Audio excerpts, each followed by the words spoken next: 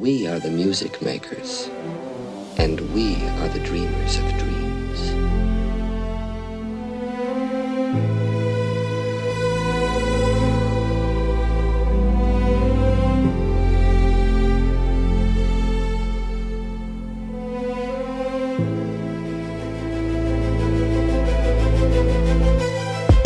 Imagine what would have happened if we hadn't attracted the magic we had back when we couldn't fathom. Life is a fantasy, not with the vanity, not the way it was back then. So I grab my pen and write it down like a scripture. Mr. Mystic, making hits for the misfits. The show where you don't know what you don't know when it's on again with Sean and Jonathan. Welcome to Metamystics, where you don't know what you don't know. My name's Jonathan. I'm Sean. And today we have a very special first-time guest. Welcome to the show, Tom.Hatsis. Hey, man, really looking forward to this. And from a lot of your content, I see that you are right up our alley as far as understanding magic. And you just got done talking about your altar being over there. We're like, you're a real-life wizard, and we want to talk to you. So how did you get into all that in the first place? I just pretty much my whole life. I think there was a lot. I know that's like the shittiest answer ever. Oh wait, could I say that? Yeah, of course. Okay, cool. Yeah. I can't say so. Oh, my whole life. Like what a shallow. And there I just did it. No, you sort of have these feelings. You're sort of attracted to it, like. So growing up, I liked the show DuckTales, if you ever heard of it. Yep. And the episodes that had to do with like witches or wizards or anything like that, I just sort of gravitated more towards that. And then I don't remember how old I was, maybe 11, 12, 13, somewhere around there. My older brother didn't want to go to school the next day, because I don't remember the reason. He didn't do his homework, or there was a test or whatever. And he just said, yo, you're one of those kind of people that can make it snow. I need you to make it snow. So the first time I ever tried to do any kind of witchcraft was essentially under duress from my older brother that was going to kick my ass if I didn't. So I went outside and I grabbed grass from the front lawn, and I boiled some water on the stove, and I put the grass in there, and I said some chants that I don't remember what they were. And yeah, that was it. That was the first spell. It didn't work, but that was the first spell I ever tried to cast in my life. That's great, dude. And that's great. Then when the first time I ate mushrooms, I was like 18 years old, and it wasn't like a full-on breakthrough experience, but I definitely came back feeling like, yo, like, I think magic might live there. Like, I think it might live in that space. Right. And so then I took like a deep dose, like a breakthrough dose. I was like, oh, fuck, yeah, this is where magic is. Yeah, this is where it is. Like, and so I've just been practicing what I call psychedelic witchcraft ever since, for about 20, 25 years or so. Psychedelic witchcraft. I've never heard those two words put together. Of course, they happen to coincide for sure. I think that anybody that's ever done a heavy heroic dose of mushrooms is willing to, kind of play outside the boundaries, just because there's. What I love about psychedelics in general is that, there's a lot of awesome things that go on, but it gives me that same feeling of being a little kid, like that same energy, that same excitement, that same wow about everything that I'm seeing. It just makes you, like, the magic is no longer, like, not real. It absolutely is real, kind of how you were just talking about. And I was like, man, it's funny on so many levels of what you just said. You were talking about DuckTales and everything. My son is addicted to Mickey and everything Mickey, specifically the Mickey Christmas movies. He's only 3 years old. And they always have, like, it's like a Mickey and Minnie scene, and then the next scene is Huey, Dewey, and Louie. I just had to look those names up yesterday, so it's funny you even mentioned that. But Yeah, there's something really to it. And as far as the ducks go, it was, I believe it was Lord Byron, our magician friend. He said that whenever he's trying to do any kind of money spell, he'll call on what's the rich uncle Uncle Scrooge, right? Scrooge McDuck. Yeah, Uncle Scrooge. Yeah. Yeah. Scrooge McDuck. Have you ever done anything like off like not off, but like weird like that, calling on like fictional characters and stuff? Well, an atheist would say that I do that all the time. But not to my knowledge. But I have a quick question for you, though, Jonathan. Why were you looking up Huey, Dewey, and Louie yesterday? I'm just curious. I think that my wife had asked me because she was looking at the three ducks as they were on TV yesterday, and she goes, "Oh, what are their names again?" And I was like, "I know they rhyme, but I can't remember what they are." And so I looked it up, and I was like, "Oh, Huey, Dewey, and Louie." Okay. Cool. Just noting the coincidence. That's cool that you just looked it up yesterday. But Yeah. just so your audience, like, we totally did not plan that. No, not at Yeah. all. Oh, they're used to this by now. It just Okay, seems to be this is just how our shows go. You know, the Wonderful. timing is always perfect, and we're starting to understand why. Yeah. Excellent. Cool. Rock and roll. So you would just, I'm sorry, you just asked a question. What did I Oh yeah. So as far as do you call on traditional gods and goddesses and energies okay, and stuff like that, or do you get weird with it? So- I mean, it's all weird, but you know. Yeah. So I sort of, how can I put it? It's interesting because I'm writing a book on this right now, so hopefully I'll explain it well. I see it like this. Here's where sort of like an atheist and I, like, because I'm a very religious person, but I want to be able to speak to people that aren't. Here's where we could agree. Like, an atheist would agree that life and consciousness exists, right? No matter what we think about where it came from, we would all agree, right? It's self-evident life and consciousness exist. Okay. Mhm. I call that Gaia. We would all agree that we have the ability to make choices. Now, I know some people would say we don't have free will, like Sam Harris might say we don't have free will. I would say that we have free will, but it's within limits, of course. But we have some semblance of free will. I mean, we could both choose to hang up right now if we wanted to, right? I mean, but, well, I mean, I don't want to. I want to talk to you, but, I you mean, know, if you did, I would probably sentence you to hell for not Oh, going good. with the Excellent. way. Well, I but- would deserve it. I would deserve it. Anyway, so that ability to make a choice, I just call Hecate. Like, whatever that thing is, whatever our ability to make a choice, I call it Hecate. And I think an atheist would agree that, yeah, even if it's within limits, we have the ability to make a choice. Now, what about evolution? Well, yeah, most atheists do believe, I think evolution's true. I mean, there seems to be plenty of evidence for it. I just call that Circe. So the natural the primordial resonances of life, consciousness, choice, and evolution. I have just, because I'm a human, that's what silly humans do, I have anthropomorphized those ideas into these sort of goddess figures.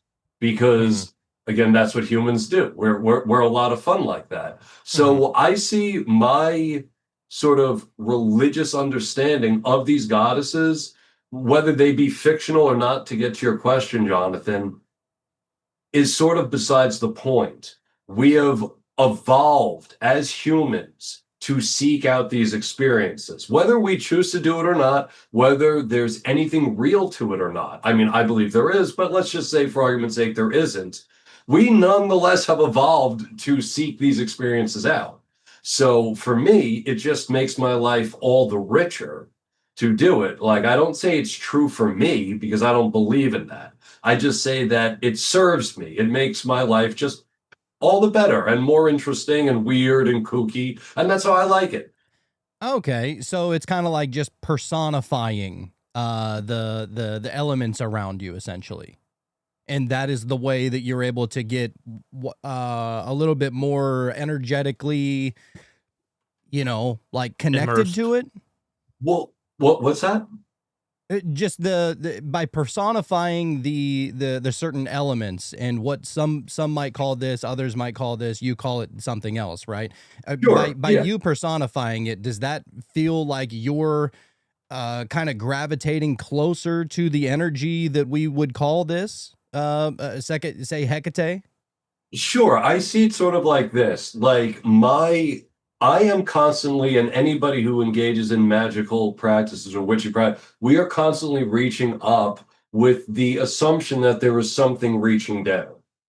And when it gets together, it just sort of locks in, and it's a little bit of what that energy is or force is, for a better word, and a little bit of ourselves. And it's sort of a little bit of a soup, but they sort of come together in that way. But the soup's tasty, so I keep making it.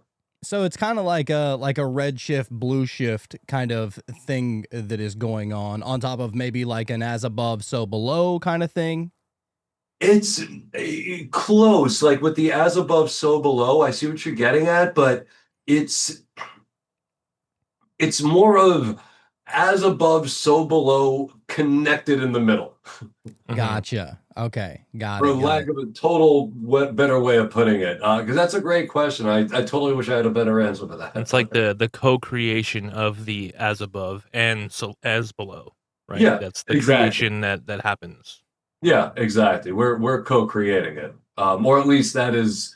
I think that seems to be what's going on, and that's why, like, sort of like with people with, let's say, DMT or ayahuasca, like we'll meet the same kinds of entities, but they'll be a little different. Yeah. And I think that that's just sort of where our own just human nature just enters the picture, and I.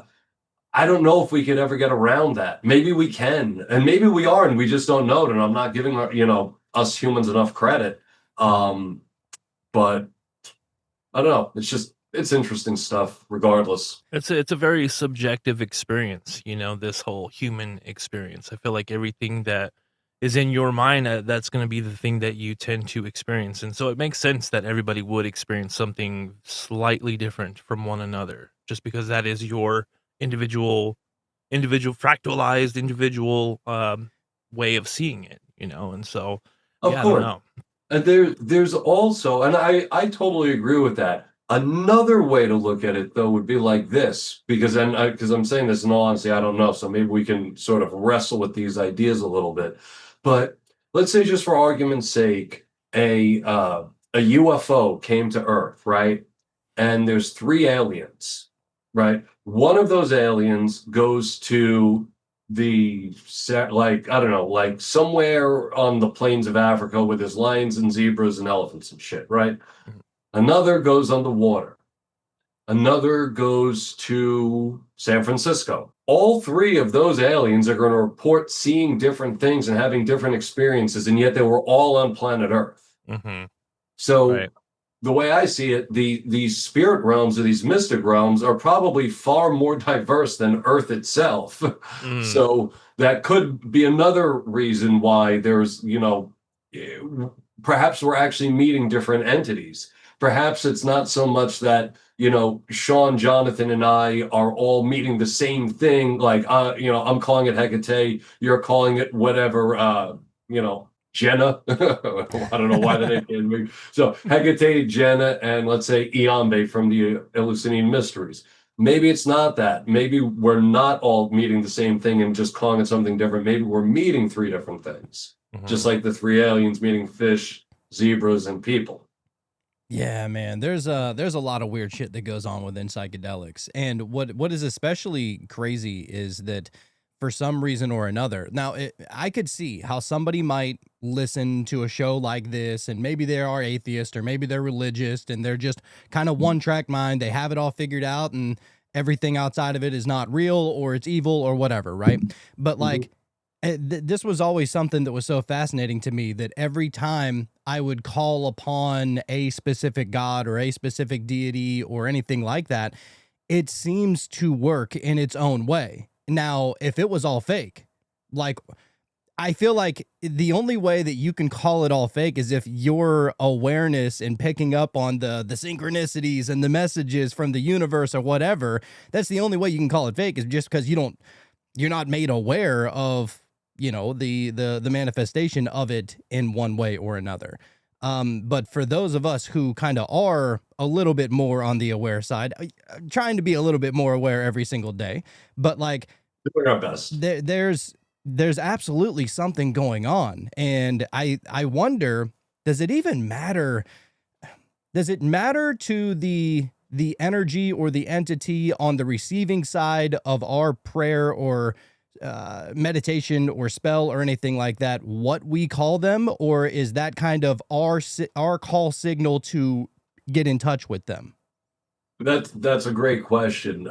So I don't think that any of those things actually have names in the sense that they are forces. In the sense that like gravity doesn't know that we call gravity gravity. You know. Hmm. So I don't believe they have name. From my interaction with them, they do understand that that's a very human thing to name everything. So they don't care that I do it. Like the universal force of life and consciousness that I call Gaia does like it responds to that because that's how it realizes that I recognize it. Hmm. Even though it recognizes itself, it does not have a name any more than the ocean has a name or gravity has a name.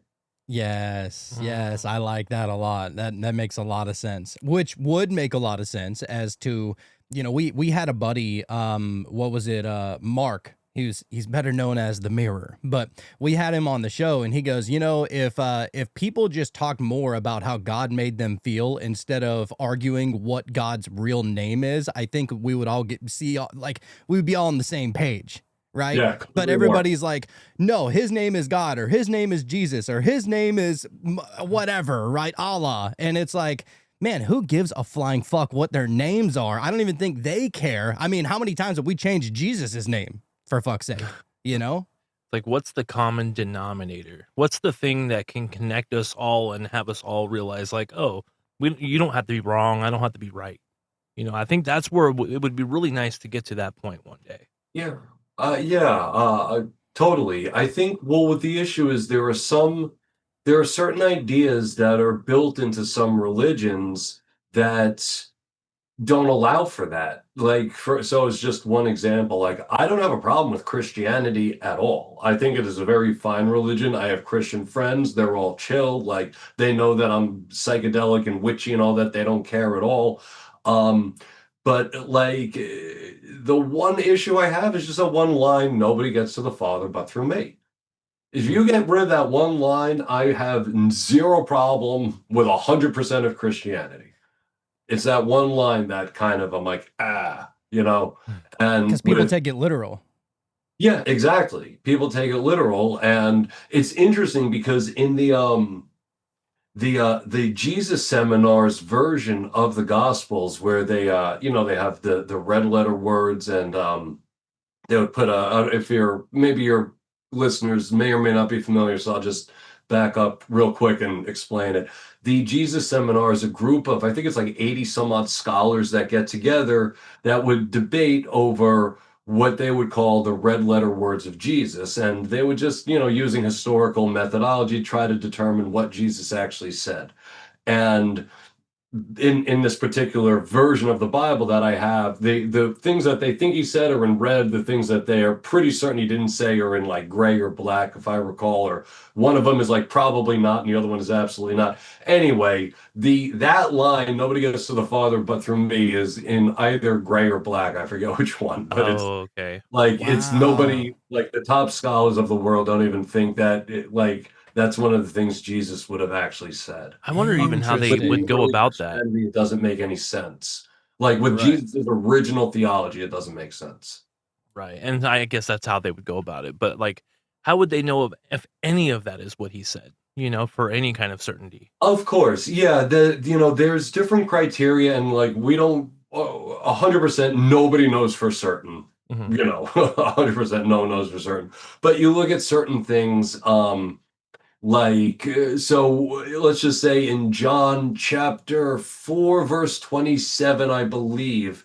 Don't quote me on that, but it says they were the scribes and the Pharisees, I believe one of them, it says they were surprised to see Jesus speaking with women. And not that that's a Jesus saying something, but it does lend credence to the idea that he did have women within his circle, because that's not the kind of thing, it was highly patriarchal in those days. And, to have women within your circle, I mean, that just pretty much brought your whole message and your group down. It's like, look, he's cavorting with women. We can't take him seriously. Yeah. And the fact that that's recorded is very like, oh, okay. Like if somebody were just making that up, you probably wouldn't have made that up. I think Josephus says that like a women's testimony was only worth half a man's in court in those days. So you wouldn't have women, especially as the witnesses, like to the resurrection, whatever, whatever happened. But unless something went down, you wouldn't have put the women there unless something actually happened and the women were there to witness it. So it's stuff like that's that. That's a good point. Yeah, that's a good point. That's more or less, that's known as the criterion of embarrassment. And there's other ones, but we don't need to talk about historical Jesus criteria. It's very boring. Yeah. Well, look, I mean, you had mentioned about, so you believe that you, can you describe what you mean whenever you say the word Gaia? Like, you just think that that's kind of everything all encompassing? No. Everything all encompassing is sort of the material universe. What Gaia is, or it's easier to explain it like this. Our ability to speak to each other, to be alive, to communicate, to have special meaning, that is Gaia. Oh. That's what Gaia is. Now, our ability to use our consciousness and our life to make decisions to better ourselves, that is Hecate. And should those decisions actually make us better or worse, well, that is Circe. So it is life and consciousness, choice, and the evolution or de-evolution based on those choices. Oh, wow. Okay. Interesting. Yeah, that is interesting. I never thought about looking at it that way, but it does check out. How did you come to that? Eating a lot of mushrooms and drinking a lot of ayahuasca and talking to the goddesses and just asking them, what do you think about this? Does this work? Like, am I wrong here? And yeah, sometimes they're like, yeah, you're totally full of shit. Like, that's not how we do it at all, And other times like, yeah, you're kind of getting there. And other times it's just like, yeah, they just say, hey, like this. Oh my God. Gotta believe it. We had this guy on that runs an ayahuasca clinic, I guess you could call it, in where was it? Like South America somewhere. And man, he was Colombia, that's right. And he was like, man, you guys got to try it. And we were like, I don't know, dude, that shit seems scary to us. I can't, because it's like a 2 or 3, 4 day process, and you're tripping balls for how many hours? And I'm like, No. So you do most of the time you do ayahuasca 3 nights in a row, which is convenient for me because I have 3 main goddesses in my pantheon. So I can invoke one each night. Pretty much it's like this. Mushrooms showed me that the goddesses and gods, entities, all of it is real. Ayahuasca is the entity incarnated inside yourself, inside your soul. Like that, like ayahuasca is the goddess incarnate. Like you take entheogenic in its purest form. You are taking the divinity inside you through the beverage. And it is, wow, it's phenomenal. I mean, I have a whole protocol when I do it. Like I do a lesser mystery before each night with each goddess. Like, I get real witchy with it. That's awesome. Yeah, we looked up. We love looking at like certain etymologies of words and whatnot. But looking up the etymology of entheogen, which is literally just like en is within, and then theos is God. So it's kind of like the God within. And so it's crazy how it's literally built into the word that is used to describe that substance. And super cool.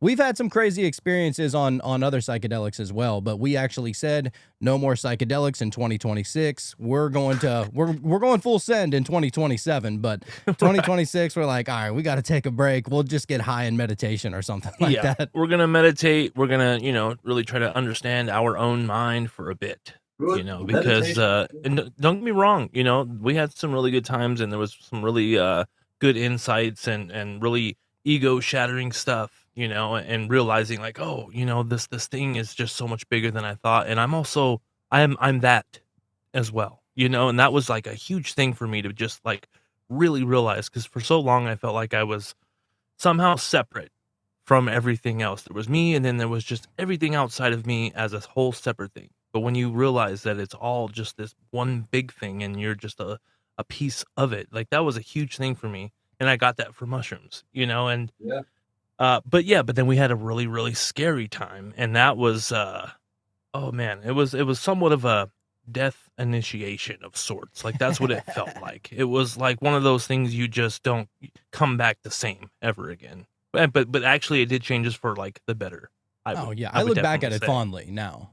Oh yeah. Did you do it in like a sacred like a ritualized context? It was in Sean's living room, but yeah, it was just in my living room. Oh, okay. Yeah, that's probably where we went wrong. But I mean, I always just recommend to people, like if you're having bad trips or anything like that, try, like cast a circle, like keep any kind of negative entities away. Look, like first and foremost, recognize that you are opening doors, you are opening portals. Like, so if that's not something that you're going to be comfortable with, or you think that can just be easily dismissed once the trip ends, sometimes like people will report just like shitty things happening, either while they're tripping or immediately, like within a day or two after, like something horrible happened. And I'll always ask, like, well, did you do it in a ritual setting? 100% of the time they say no. They're like, no, we were in Sean's living room. It's like, why is everybody in my room?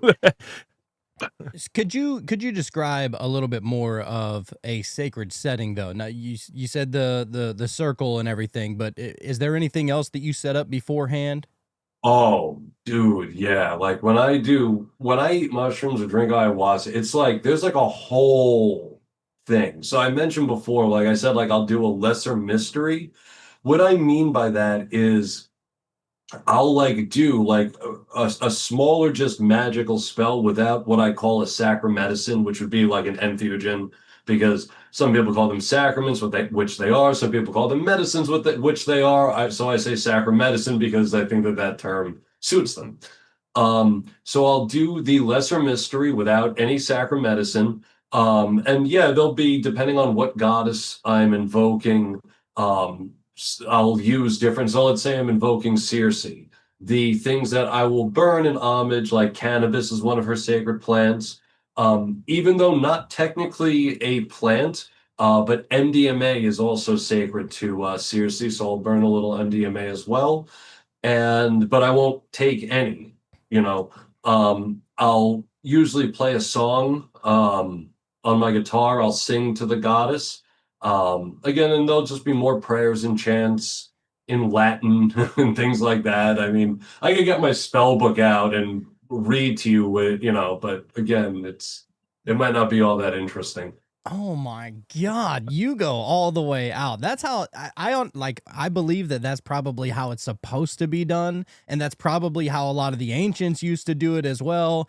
I mean, you think about it, like how you just said, like, you call it a sacrament or a medicine, and how many different religions talk about a sacrament, right? And I feel like a lot of this stuff, maybe you wouldn't even notice is going on without the sacrament, right? Like without the mushrooms, without the DMT or the ayahuasca or whatever that causes you to be blasted off into this kind of newer state of awareness. And that's where, we've talked about like, ergot being found in the bottom of some chalices and whatnot. Do you think that they absolutely were like tripping balls back in the day? Not necessarily tripping balls like in a fun party sense, but tripping in order to access the divine. Yeah, I mean that's the way I do it. Like anytime I eat mushrooms or drink ayahuasca, I'm doing it to access the divine. I think that that's, at least for me, I think that that's really what they're here for. Like the mental health and psychological aspects of it cannot be denied without a doubt. And I'm a big fan of that stuff. But for me, I mean, like the true power, like of psychedelics, it's in the mystical realm. It's in the spiritual realms. It's conversing with entities and goddesses and bringing that timeless wisdom back into your own life as best you can. Because it's hard, being a human. It's a pain in the ass. No, dude, it's the worst. But no, I'm just kidding. It's not that bad. So whenever you say that you're conversing with, gods and goddesses and stuff like that, whenever you're in your psychedelic, can you kind of walk us through exactly what is going on? Now, of course, this is not happening outside of you, right? Like this is going on almost in your mind's eye is where these conversations are being had. Yeah, for the most part, yeah. You want me to describe? I actually like if you like, I can do that for you. Hold on one second. Yeah, Because I just want to try and get the mental sure. image because I I think that a lot of people have experienced a lot of really out there things on psychedelics, but I personally I've never seen an entity or anything like that. Like while I was on psychedelics, I heard and I felt one, which was really strange. But I never saw one like in my mind. Okay. So this, I mean, let me get Yeah, take your time, dude. okay, so I mean, this will probably take about 2 minutes if that's okay. I Sure. don't, I don't want to take too much, Oh, go of for it, dude. podcast time. That's what we're here Um, for.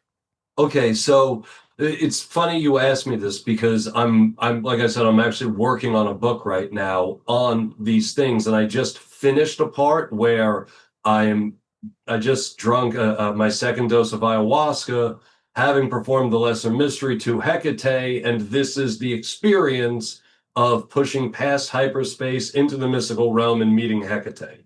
Does that That sound sounds okay? awesome. Yeah, hell Um, yeah. okay. Um, I laid back on my mat and closed my eyes. I started to feel that old familiar rumble in my stomach. Not a vomiting, no, a feeling of the ever growing awareness of divine presence. A presence that is not asking attention, but desiring reception. Something far beyond the entities of hyperspace, far beyond the elf clown's genius, which can certainly mimic profundity, but never quite sustain it. The music began to catch up with my desire. At first, it was subtle. The Icaros were already flowing through Morgan, that's my friend where we did this, through Morgan's living room, weaving that familiar serpentine path through the ceremony space. I'd been listening intentionally, letting them wash over me like the gentle current of a river song. But something shifted. The rhythm no longer moved around me, it moved through me, merging with that ever growing glow in my stomach. I felt myself slipping into an energetic alignment with the music, as if my inner tempo had locked into its pulse. Only now I wasn't just listening. The melody started to penetrate my body. The more I concentrated, the more the sacred rhythm intensified in my bone marrow, in my cells.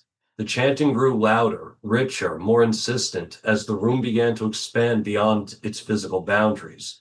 Walls softened, corners dissolved. The air became an instrument. I sat up and looked around the room.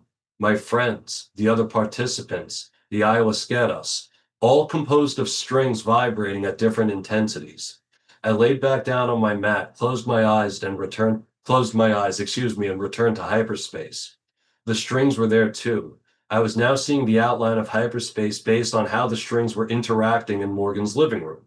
The thought forms, the body plans, the terrain, the stars and galaxies, the strings themselves started to crack. With each deliberate focus of intention, the sound amplified, not merely in volume, but in presence. The music began to feel less like sound and more like force, a summoning force. That's when I felt it, the upward pull. I started to lift out of hyperspace as if it were only a membrane, a shivering intermediary between worlds, the Ein Sof Or, which is a Kabbalistic term, and I was being drawn toward the Ein Sof, which is another Kabbalistic term. Uh, the seemingly infinite mystical reality, so crystalline and iridescent and glorious, supporting the machinery of hyperspace, which in turn pours its psychic essence into materialism, came into view. All cracks began to tear. The strings, hyperspace, the darkness of the outer regions, all of it split open like billion-year-old fabric under strain. That familiar blackness, punctured by stars, gave way to something entirely different. Thousands upon thousands of multicolored gems, suspended in impossible depth, not floating so much as radiating in their own existence. In that moment, a consecrated truth, occulta scientia, announced itself with absolute clarity. Music brings the goddess. Music brings the goddess, I began chanting slowly, each word falling perfectly into the rhythm of the Ikaro. The gems began to soften, their edges blurring, melting into one another as if heated from within. Music brings the goddess. Colors emerged that had no conceivable name, hues that do not exist on any earthly spectrum, splattering across my perception like molten rainbows. Music brings the goddess. My stomach broke open, gushing cool breezes of weightless ecstasy throughout my older body. This was something old, clean, deep, and holy. Music brings the goddess. The colors enveloped me, saturating my awareness until any distinction between seeing and being seen started to fray. The music started to bleed into sounds of unearthly timbre. I was no longer hearing the Ikaros. The melody had transformed into something vast, grand, and resonant. Angelic, a harmonic architecture reverberating across every thread of existence. It wasn't coming from anywhere. It was everywhere. A divine resonance that had been playing since the beginning of time, waiting for consciousness to tune into it, the coronation hymn for the cosmos itself. This was the melody that has pulsed through reality ever since that first beat, when Gaia detached from God, when differentiation began, when time itself was born, the tempo that shaped worlds through eons of light, the cadence that governs incarnation.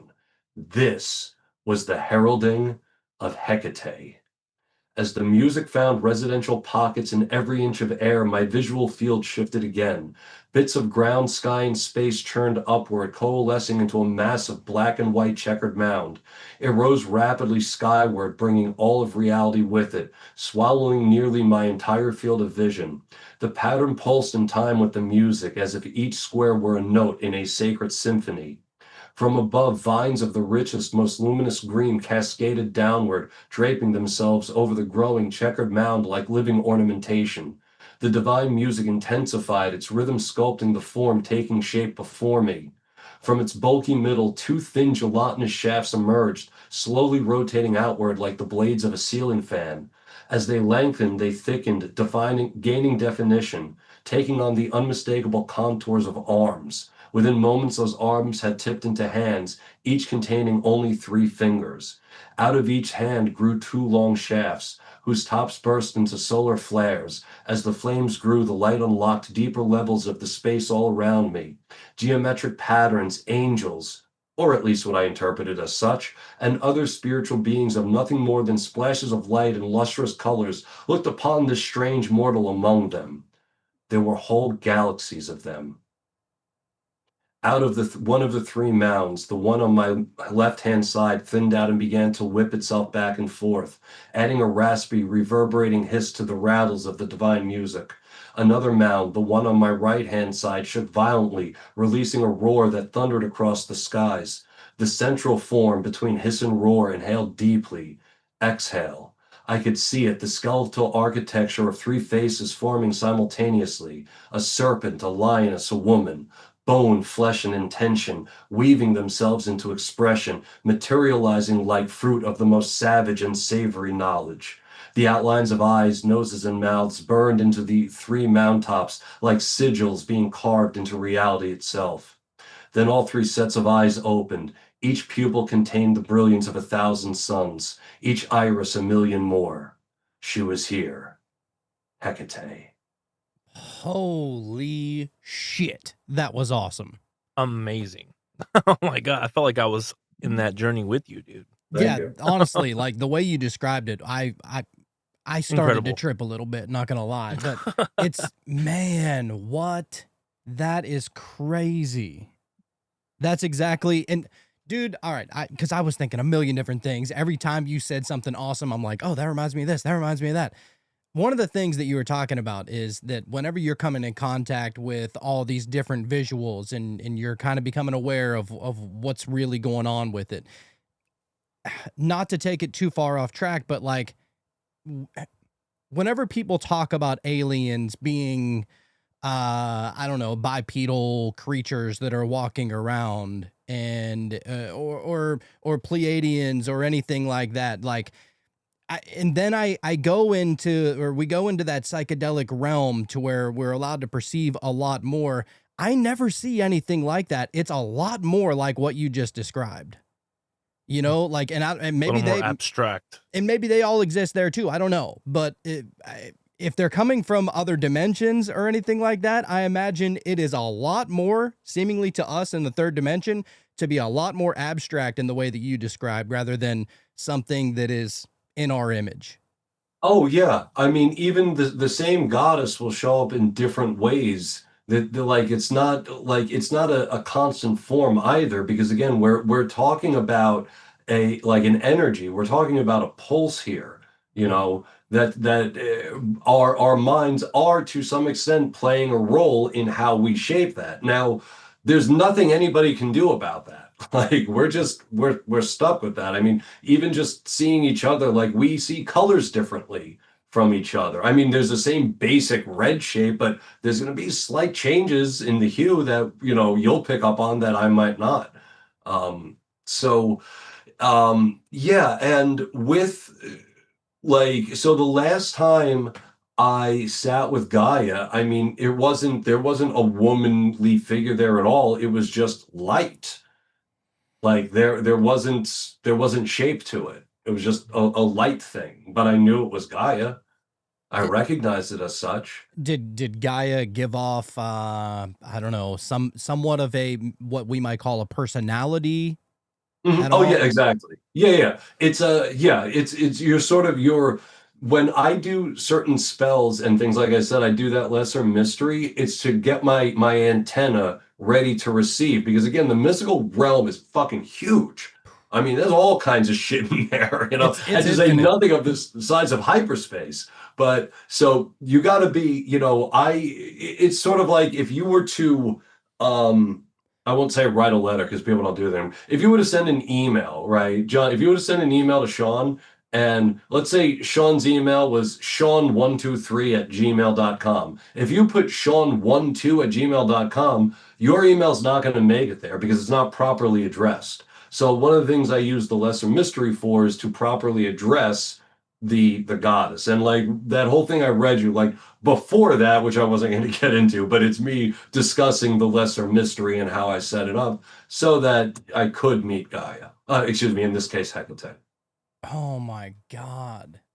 Now, just out of curiosity, just to take it to the next level here, if that's possible, whenever you are in the same level of awareness with Gaia, what are you represented as to her? I don't like how is Gaia viewing me? Is that what you're asking me? Like, Yeah, what is she? Yeah. what are you to that?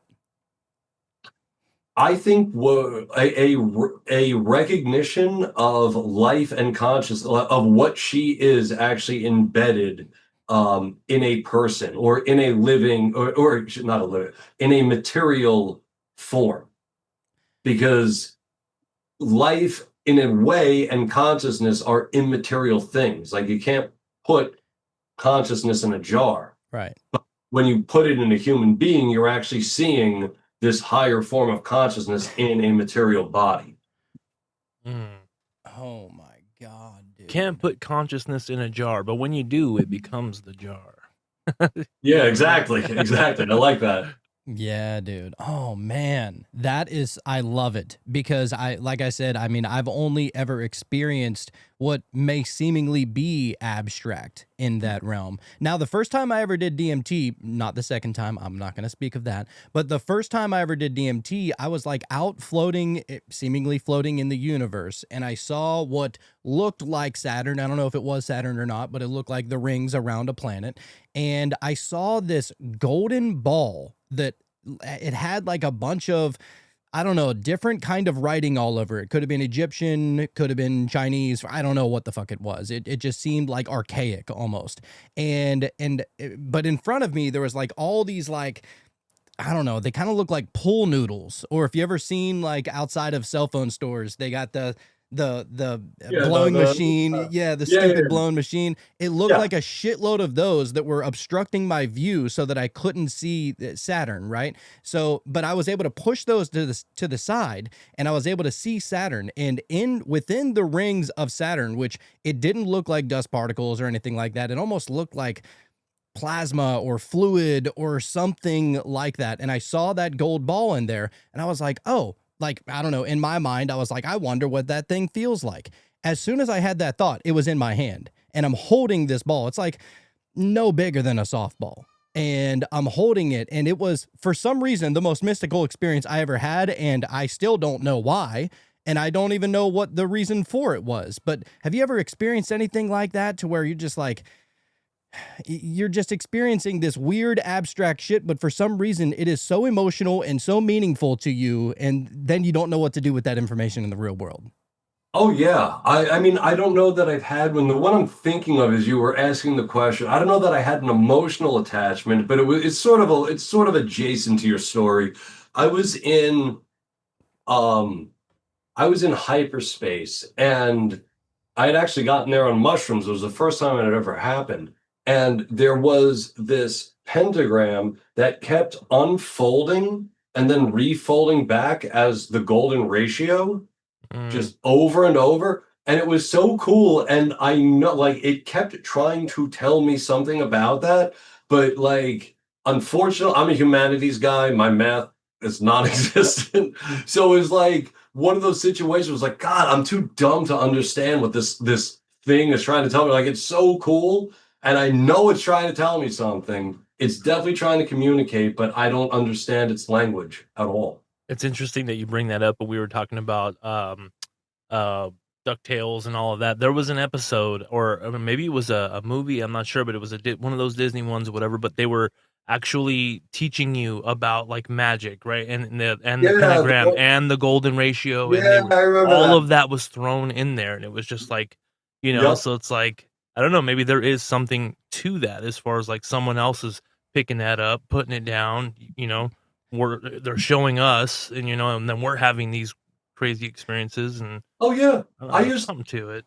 When I first started eating mushrooms, like when I was about 18 years old or so, like I was like convinced, like, oh yeah, this is like where they get ideas for cartoons, like the Smurfs, that they live in mushrooms, or that Mario gets the mushroom. Now I don't actually know, but for me, it all it locked in perfectly into place.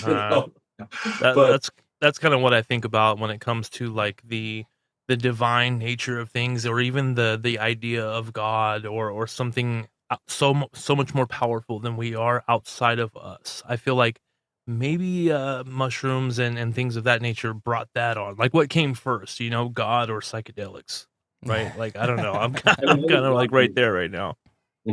I think that what things like mushrooms, ayahuasca, datura, iboga, I find, at least for me, I think that that's essentially how God speaks directly to us and gives us that direct experience of, like, for me, it becomes undeniable. Especially with like 5-MeO DMT. If there was any hope for me to be an atheist, like, I can't, because of 5-MeO DMT. It's just impossible. Like, you've experienced it already. Yeah, I can't unknow it. Shout out to the toad.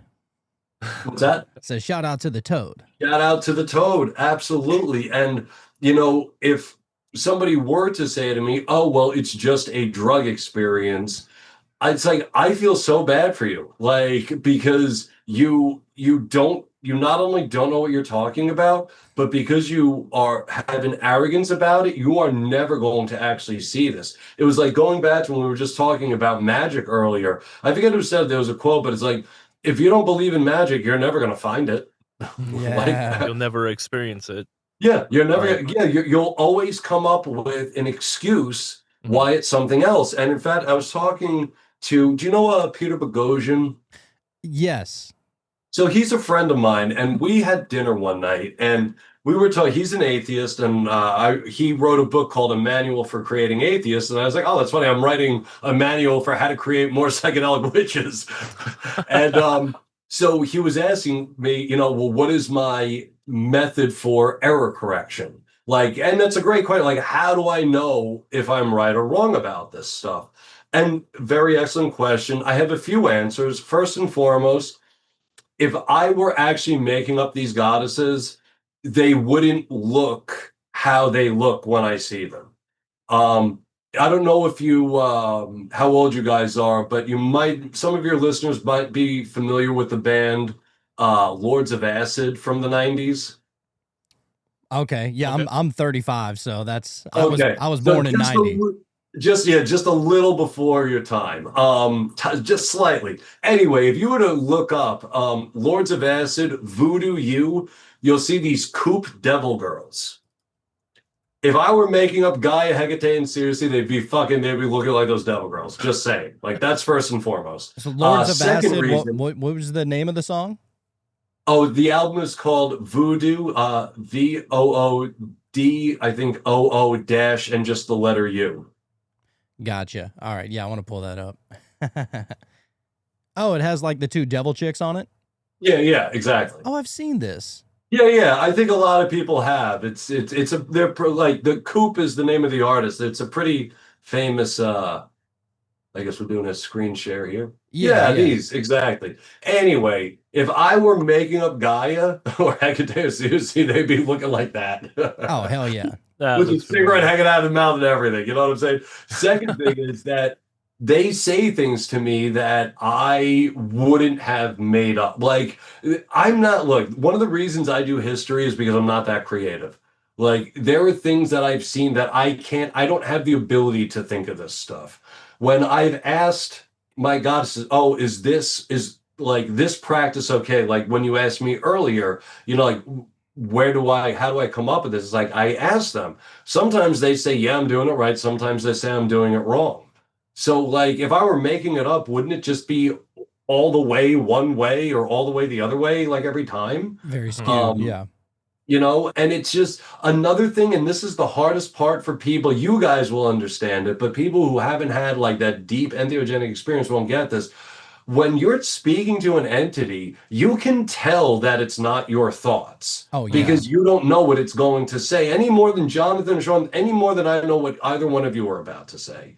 And when I'm in that space, like, yeah, my brain will get like bifurcated, trifurcated. I could see like different areas of where my thoughts are. But when I'm talking to a God, it's not coming from me. And unless you've been there, it's very difficult. And I can understand why somebody would be skeptical. But if you have actually been in that space, you would know what I mean when I say that. You know when it's coming from something else and when it's coming from you. Yeah, when it shocks you, when it's almost startles you because you weren't even really expecting it. I've had that before where it was like, whoa, what was that?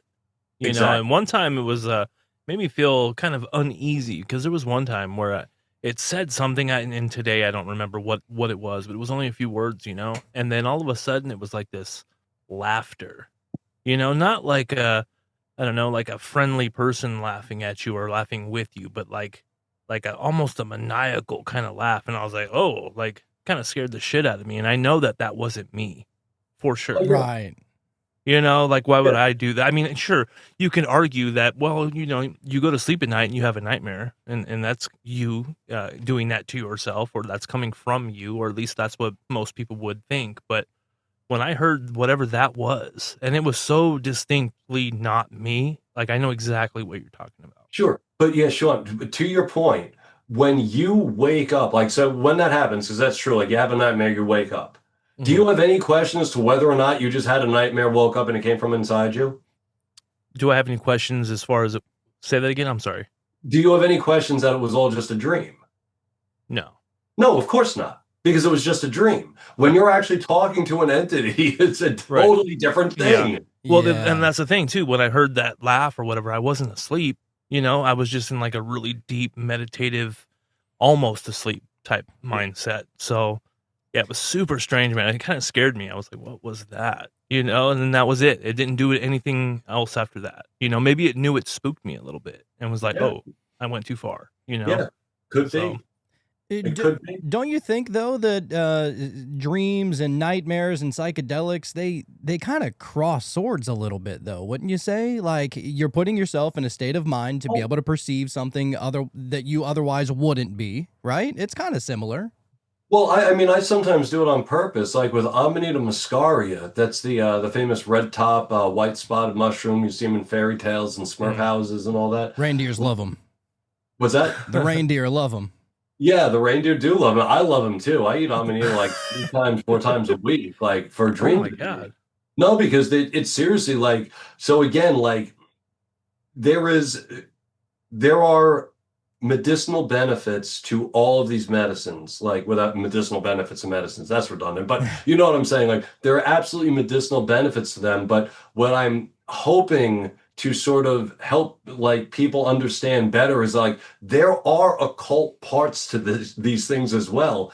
And while you can use Amanita muscaria both to microdose, it's great for microdosing, and just like it has great somatic effects, like if you have aches or pains on your body, it's great for that as well.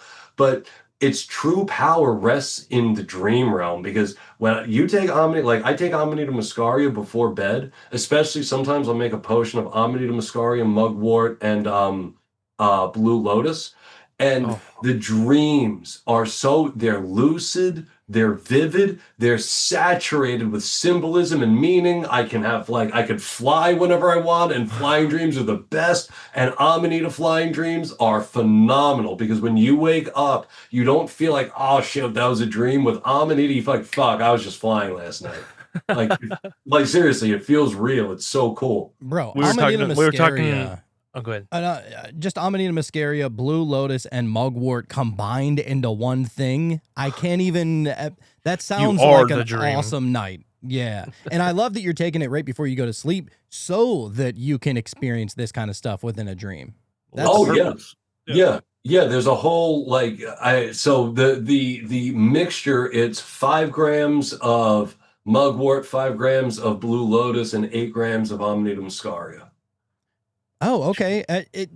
I know that Amanita muscaria is very different from other kind of psychedelic mushrooms, like as far as the experience goes. So 8 grams of it is not like a heroic dosage by any means, right? No. Yeah, exactly. Like 8 grams of Amanita is, I mean, I would say it's kind of equivalent to maybe 1/2 of psilocybin. Oh, okay. Does that make sense? Nice, like if you were to split an 1/8 with a buddy, and you sort of kind of like you have 1 foot in, like you're tripping, but it's not like a total colors are a little bit different. The sunlight's coming in a little bit rainbowish colors. You feel a little fuzzy. Yeah. But yeah, Amanita, about 8 grams. You're looking at that between 5 and 8. Of course, depending on body size, tolerance, all that stuff gets factored in as well. But whereas for like a breakthrough with Amanita, you're looking at between like 10, closer to 15 grams. Oh, okay. Now, if I remember correctly, you go out and forage these yourself, right? Oh yeah. Mm-hmm. Man, where? Just out of curiosity, what state are you living in? I live in Oregon. I live in Portland, Oregon. And I go to the coast. Oh, okay, so that's like pretty prominent towards that way then.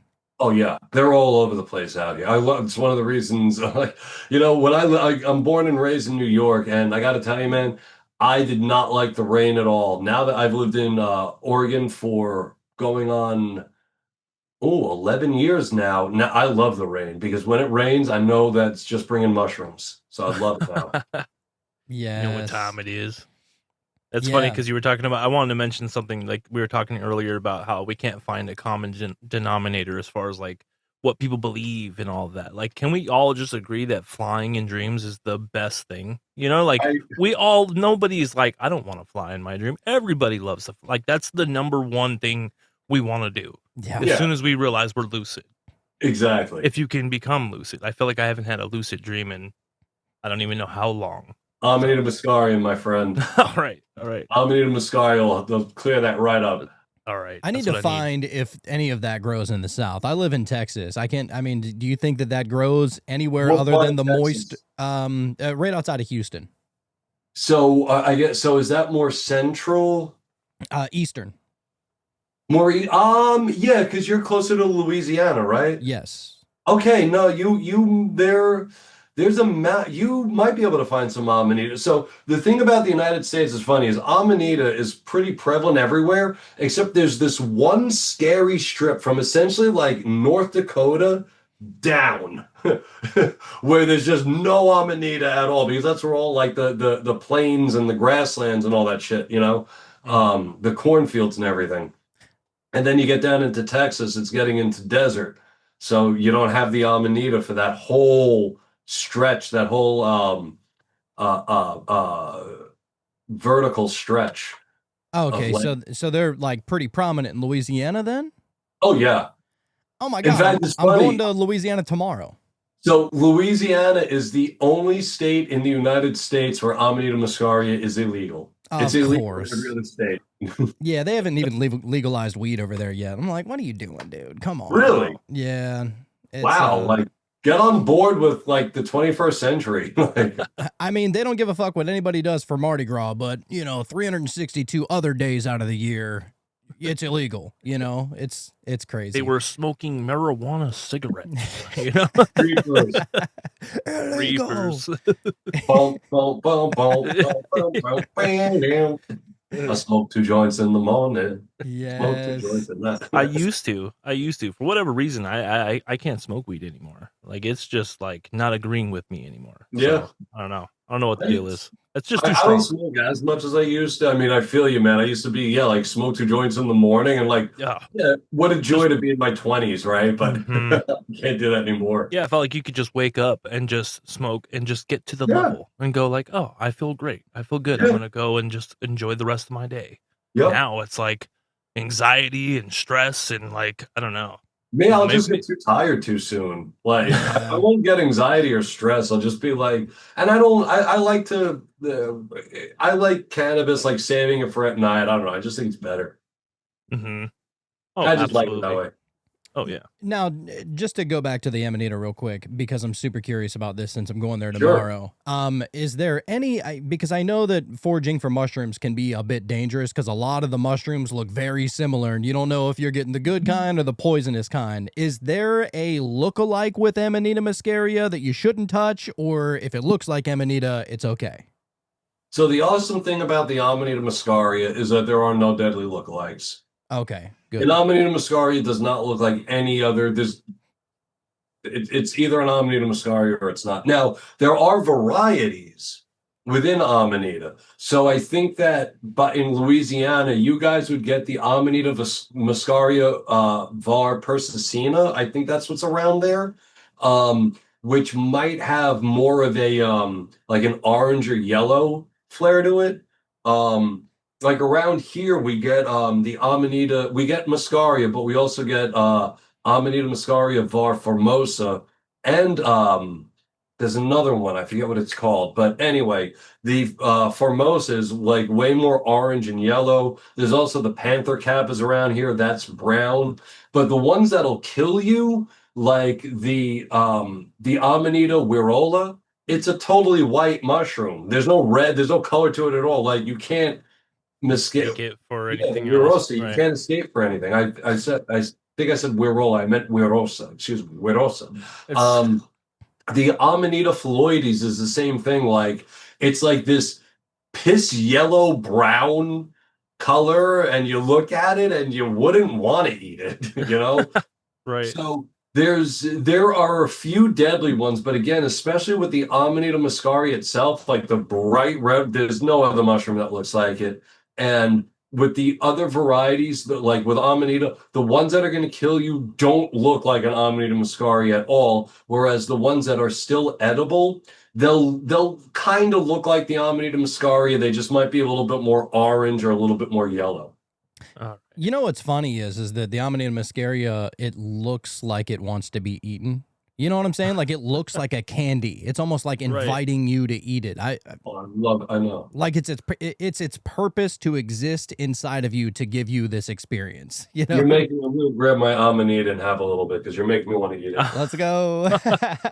It's crazy that the earth makes mushrooms that'll get you to see God, and also mushrooms that'll just end you. Yeah. And then you see God, right? I agree.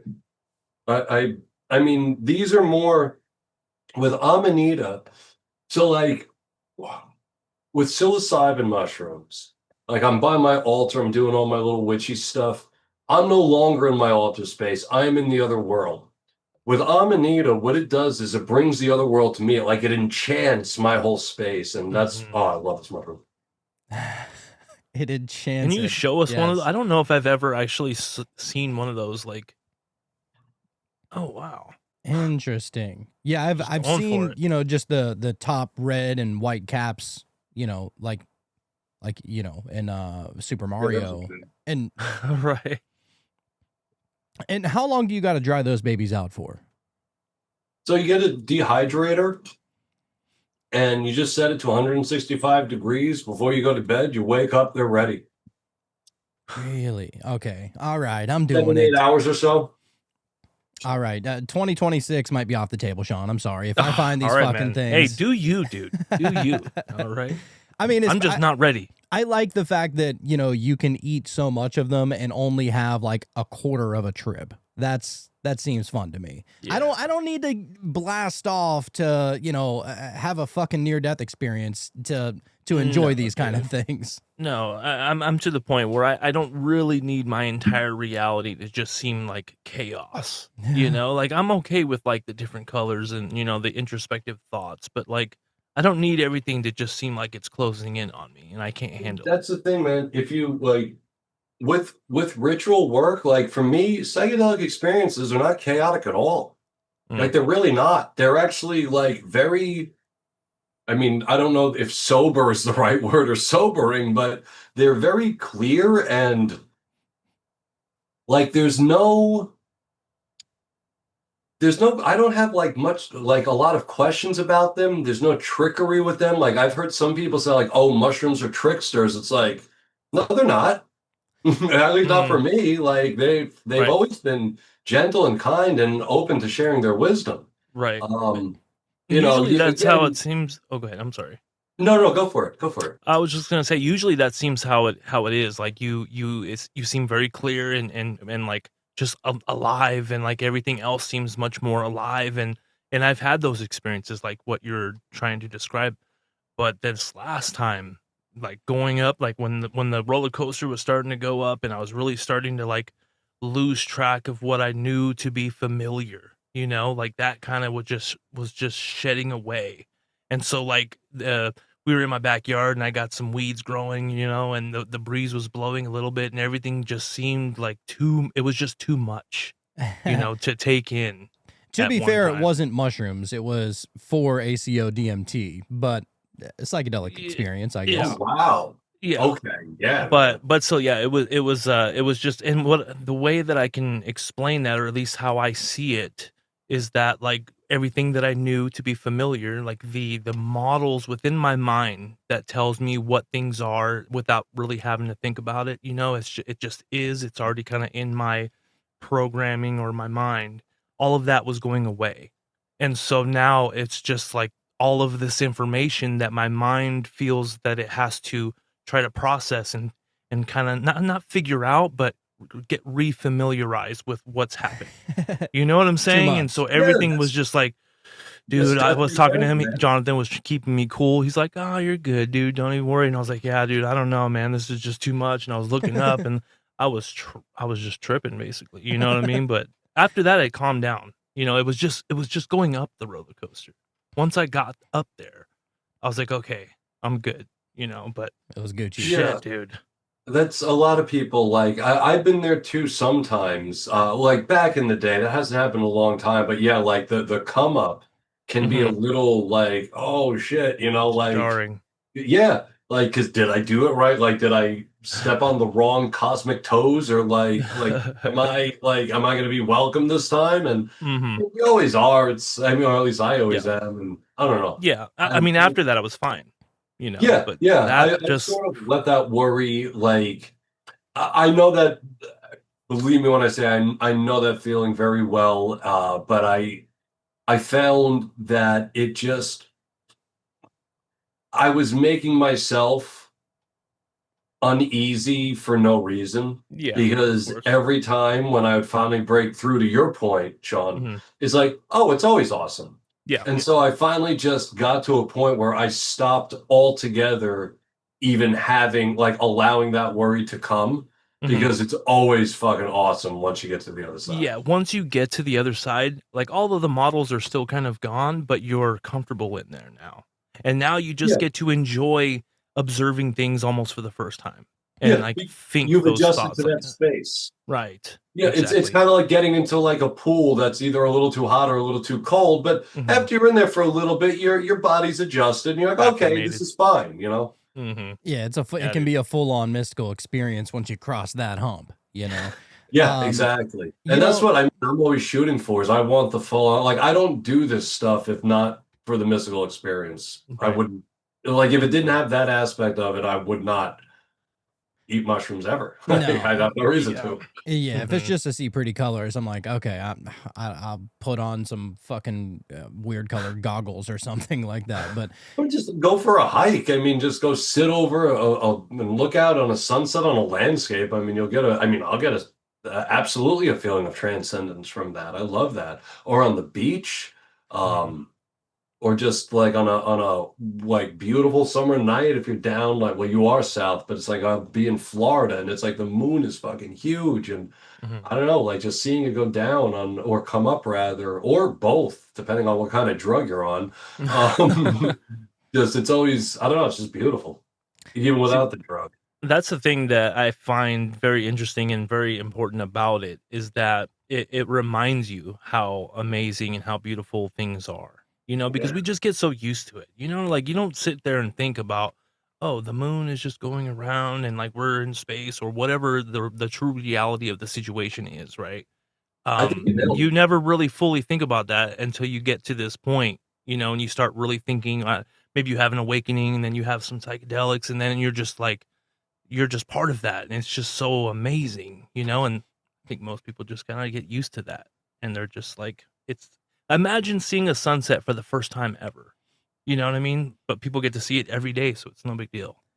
oh, just blissfully ecstatic. Yeah. You know, and just with all of your experience, not just with the psychedelics, but also the energies and the entities that you're connecting with. What do you think? What do you think you actually are? Like, for example, where were you? Do you know? Have you ever gone and asked the question or experienced where you were before you were born? Yeah, pretty much that's where 5-Vemeo DMT takes you. Oh shit. All Oh, right. okay. So do we just do we exist just as an energy and then we decide to come and incarnate as a human? Like what is that process to you?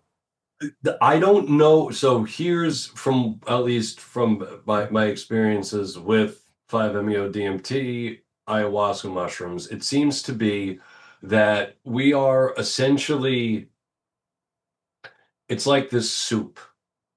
And when before you were born and after you die, you're going to go back to the soup. Now, do we choose how we incarnate, John? That I have no idea.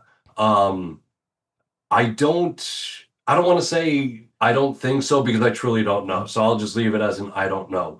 But we just your consciousness, your soul, whatever you want to call it, it just comes from this thing, this place, And at some point, it's just going to get shot out as something else in the universe. I mean, one of the things that when people talk to me about reincarnation and they're talking about having been on Earth in a past life, it's like, wow, you really have no idea how big the goddamn universe is. Like, if Yeah. you think that, like, by the luck of the draw, you ended up on Earth twice, are you kidding me? You know how many fucking life forms are out there that you could have become?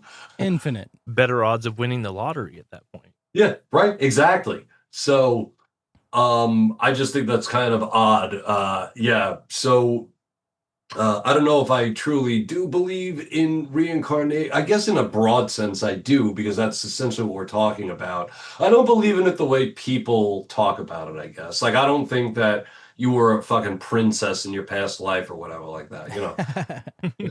Like, that I don't think, but I do think on a grander scale, yeah, the essence, whatever it is that's making you alive right now, like that thing that like when a person dies and like the fucking the either the temperature or the pressure in the room drops because something just like whatever that is, that goes back to this soup and gets shot out at some point or something else. Leave it up to a New Yorker to just call it a soup. You know what I mean? Yeah, Yeah, it's a soup. no, that's what I think it is too, dude. I'm right there with you. I think I've said the exact same words. Like it's a soup, you know, Yeah. whatever that is, the all-encompassing, The cosmic soup. Yeah. Yeah. Which is all minds, all lives, all everything. That's where it comes from. all dimensions. Yeah, everything. Like that's for me, that's what I would call God, is that bulk, that soup, whatever we want to call it. That mass of just where everything springs from. Um, you know, it's funny because like when atheists talk about, they'll say like there's only material reality. You only know of one reality. It's like, dude, I know of fucking at least 3 different realities beyond material reality, and one of them is the Godhead itself. The Godhead itself is a separate reality from the mystical or spiritual realm, which itself is a separate realm from hyperspace, which is a separate realm from, you know, material existence where we are right now. They're different, like ascending and descending, like, you know, areas beyond material reality. 100%. There's no way this is all there is. And I think that a lot of people could probably attest to that in billions of different ways just through their own experiences. Maybe they don't know, you know, to put it in those words, but everybody's experienced something that is not of this world, you know, seemingly not of this world.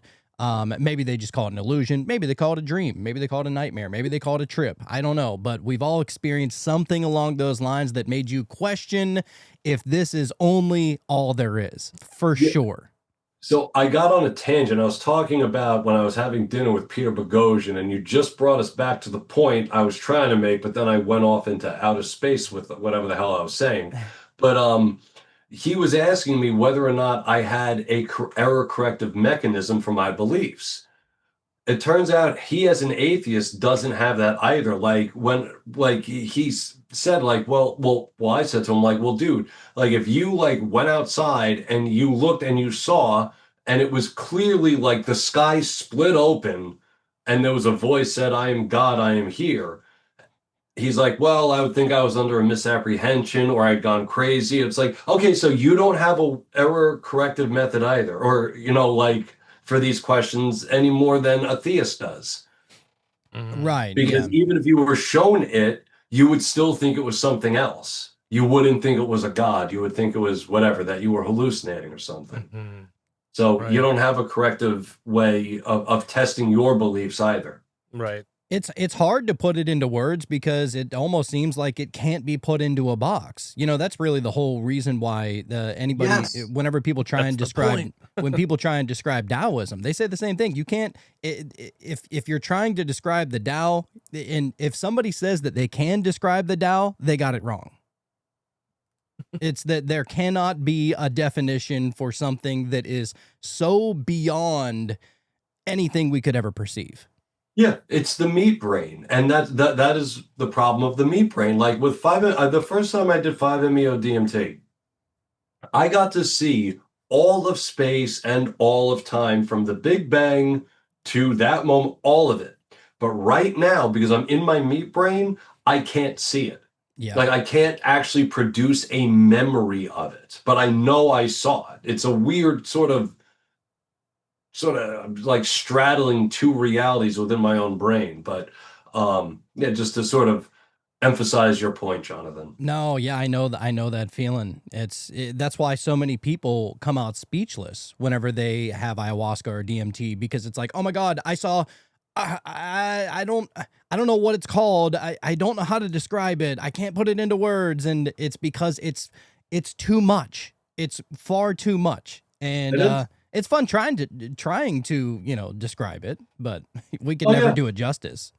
Yeah. My band has a song titled Bigger Than We Can Imagine, which is about that concept, that it is just, it's bigger than we can even wrap our heads around, as much as we try to describe it. Ah, yeah, dude. So you said you saw the Big Bang and what? I'm sorry. So all of space and all, like, so essentially,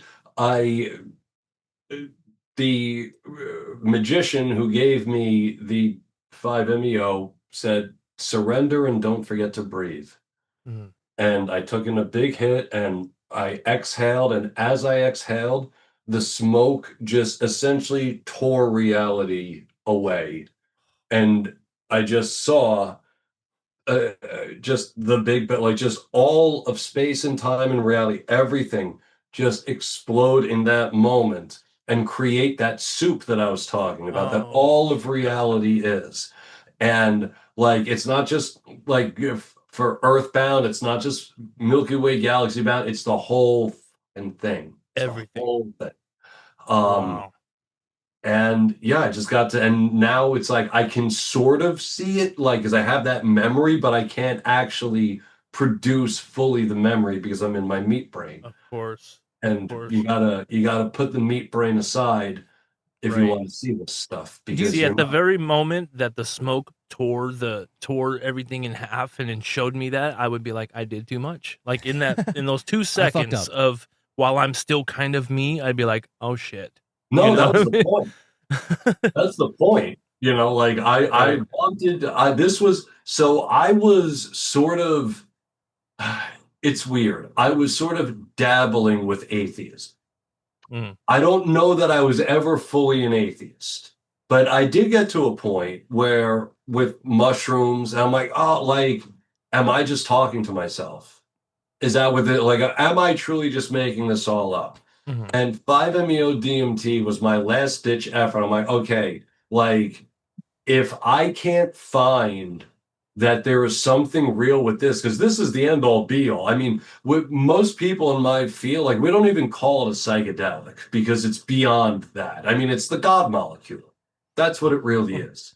And so I'm like, well, if this doesn't do it, then nothing's going to. And holy shit, it did it.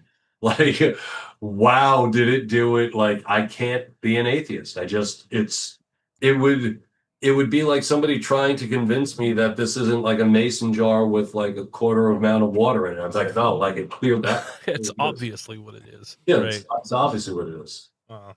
Yeah, man. Yeah, I might have to do some DMT at some point, dude. I No, think we're that's doing just it. what I need. You know what I mean? Because I feel like I'm still like riding the fence of like, am I just being too deep with some of this stuff, or am I? You know what I'm saying? Is it all bullshit? Am I making it like how you were just saying? You know what I mean? Is it because I do believe that our minds are very powerful. I do believe that we are capable of creating spaces and really becoming very immersed in these spaces, whether it's in a meditation or whatever practice. And so that's why I feel like it's very possible to create a reality in which the divine or a god or something much larger and more powerful than I can even imagine exists, and so I guess DMT might be the It's thing that I need to just kind of like just solve it, just pick a side. it's hard to crystallize it, I think, without the experience. Yeah, because Yeah, we've had absolutely. experiences where we've seen orbs, and even then I'm still like I go back and forth on that as well. But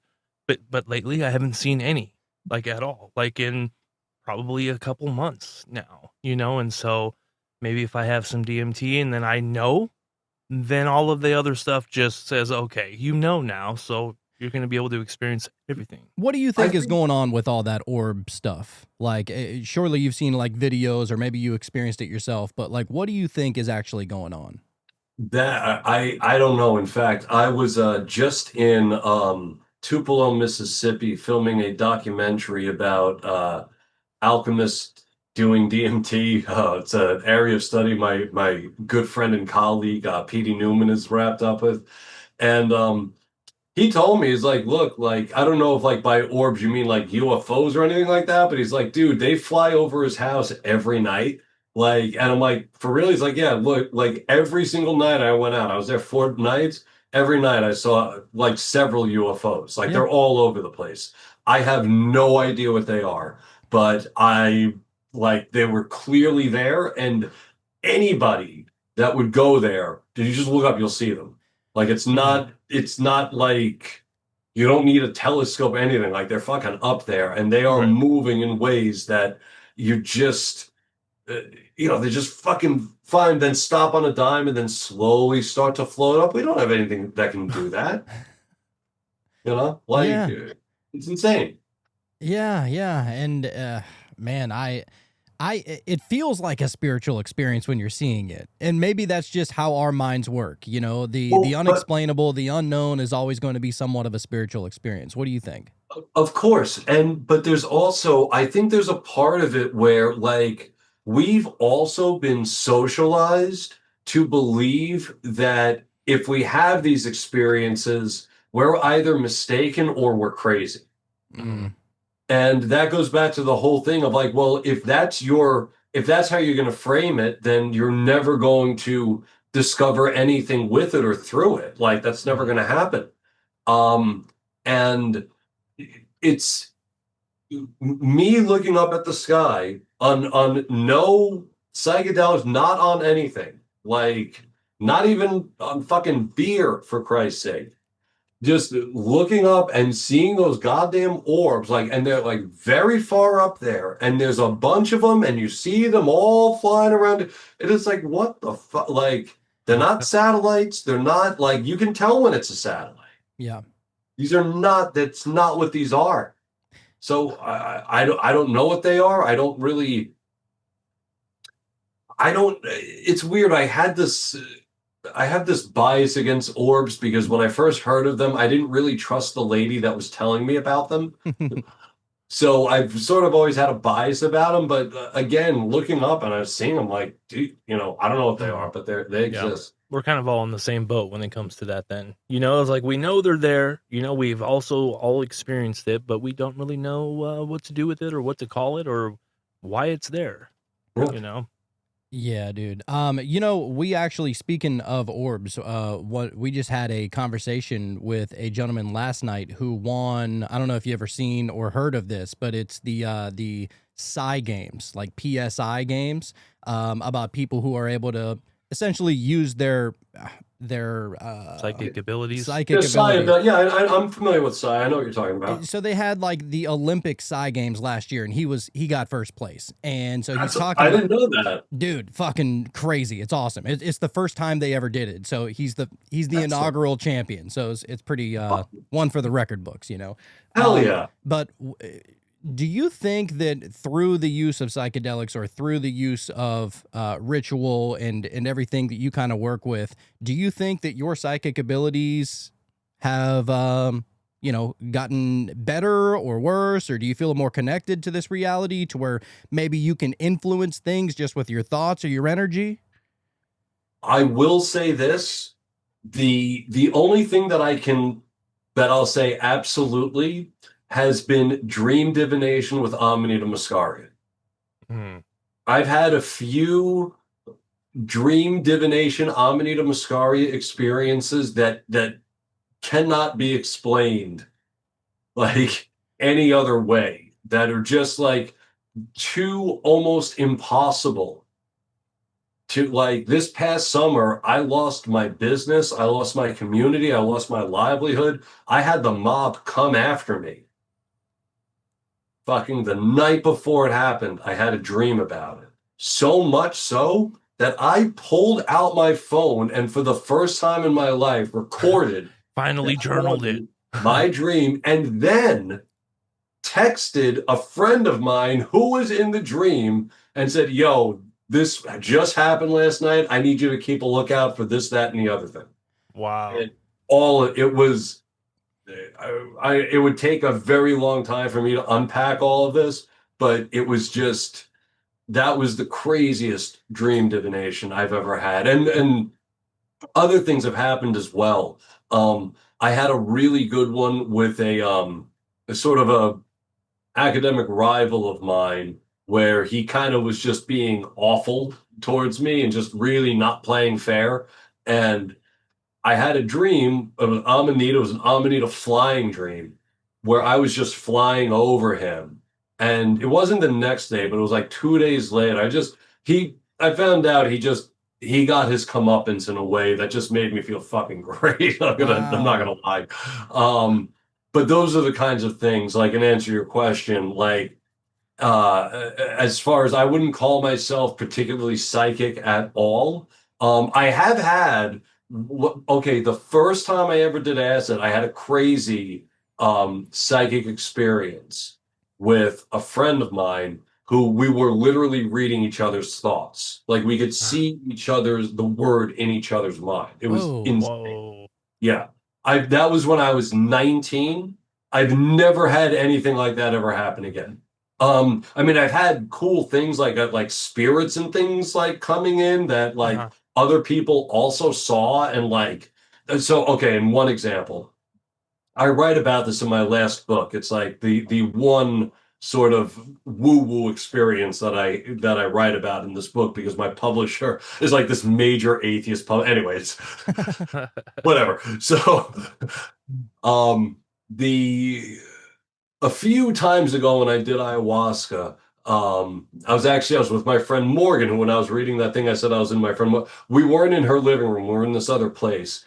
And me, her, and this girl we didn't know got possessed by this spirit that just came into the room. And the three of us got up at the same time off of our mats. Like, I mean, like, literally, like, whoop, like, at the same time, went to the center of the room and started dancing around the altar. And just like, as this thing was possessing us, and the three of us are looking at it as it's doing it. And then it just let us go right back to our mats. And it was like, yo, what the fuck? Like, it was awesome. What? Oh my God. That's awesome, dude.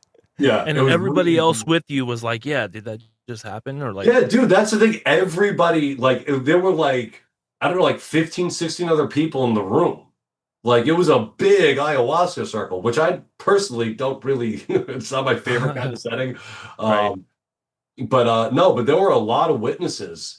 Another time, so the second time I ever did ayahuasca, the ayahuasquera starts pouring out the dose, right? And I'm looking at her, and there was this image, like this like iridescent woman just appeared over her, put her hand on the ayahuasca to pour more ayahuasca into the glass. And I watched her do that.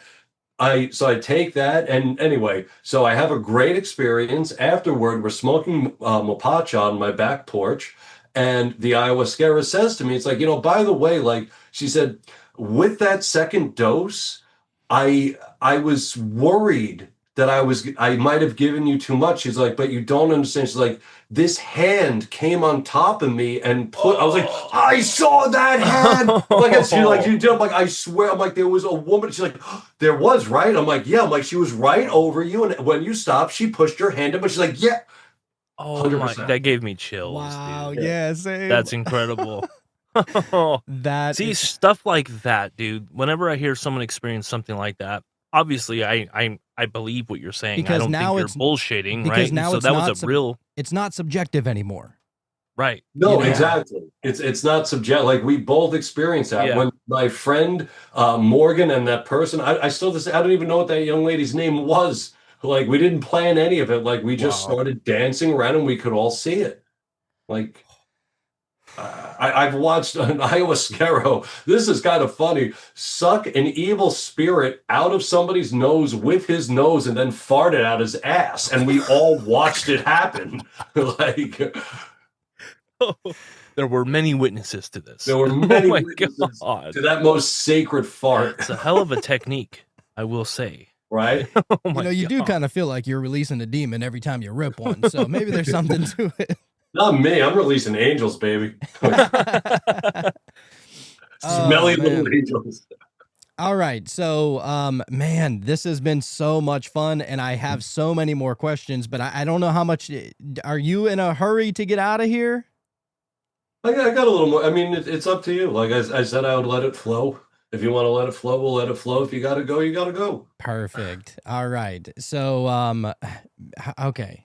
I feel like there's been so many questions that have been flooding my mind, and now it seems that they have escaped me. It's just part of podcasting in general, but Oh yeah, it's a real struggle. Like you think you have something you're gonna say, and then as soon as it's like, oh, it's my time to shine, right? And then it's all gone, and all the words that just came out were just shit. well, Like, what's especially going on with that? For a especially- while, so it's kind of on me. No, you're good, dude. This is great. I appreciate you, dude. Yeah, especially for like just a fun conversation like this where you just want to try and be a sponge and soak as much information as humanly possible. I love it. Whenever you're experiencing, so you go to your altar under the influence of entheogens. And whenever you go there, you're specifically calling somebody out to communicate with said entity or said energy, right? Like you go into it for a reason every time. Yep. And what is a typical reason to go into that, to the altar to communicate with that specific entity? Well, like, can you give us an idea, like an example? Sure. Okay. Yeah, absolutely. So as I was saying, this past summer, I had like the worst summer of my life. I lost my business, my community, like my whole life got torn apart.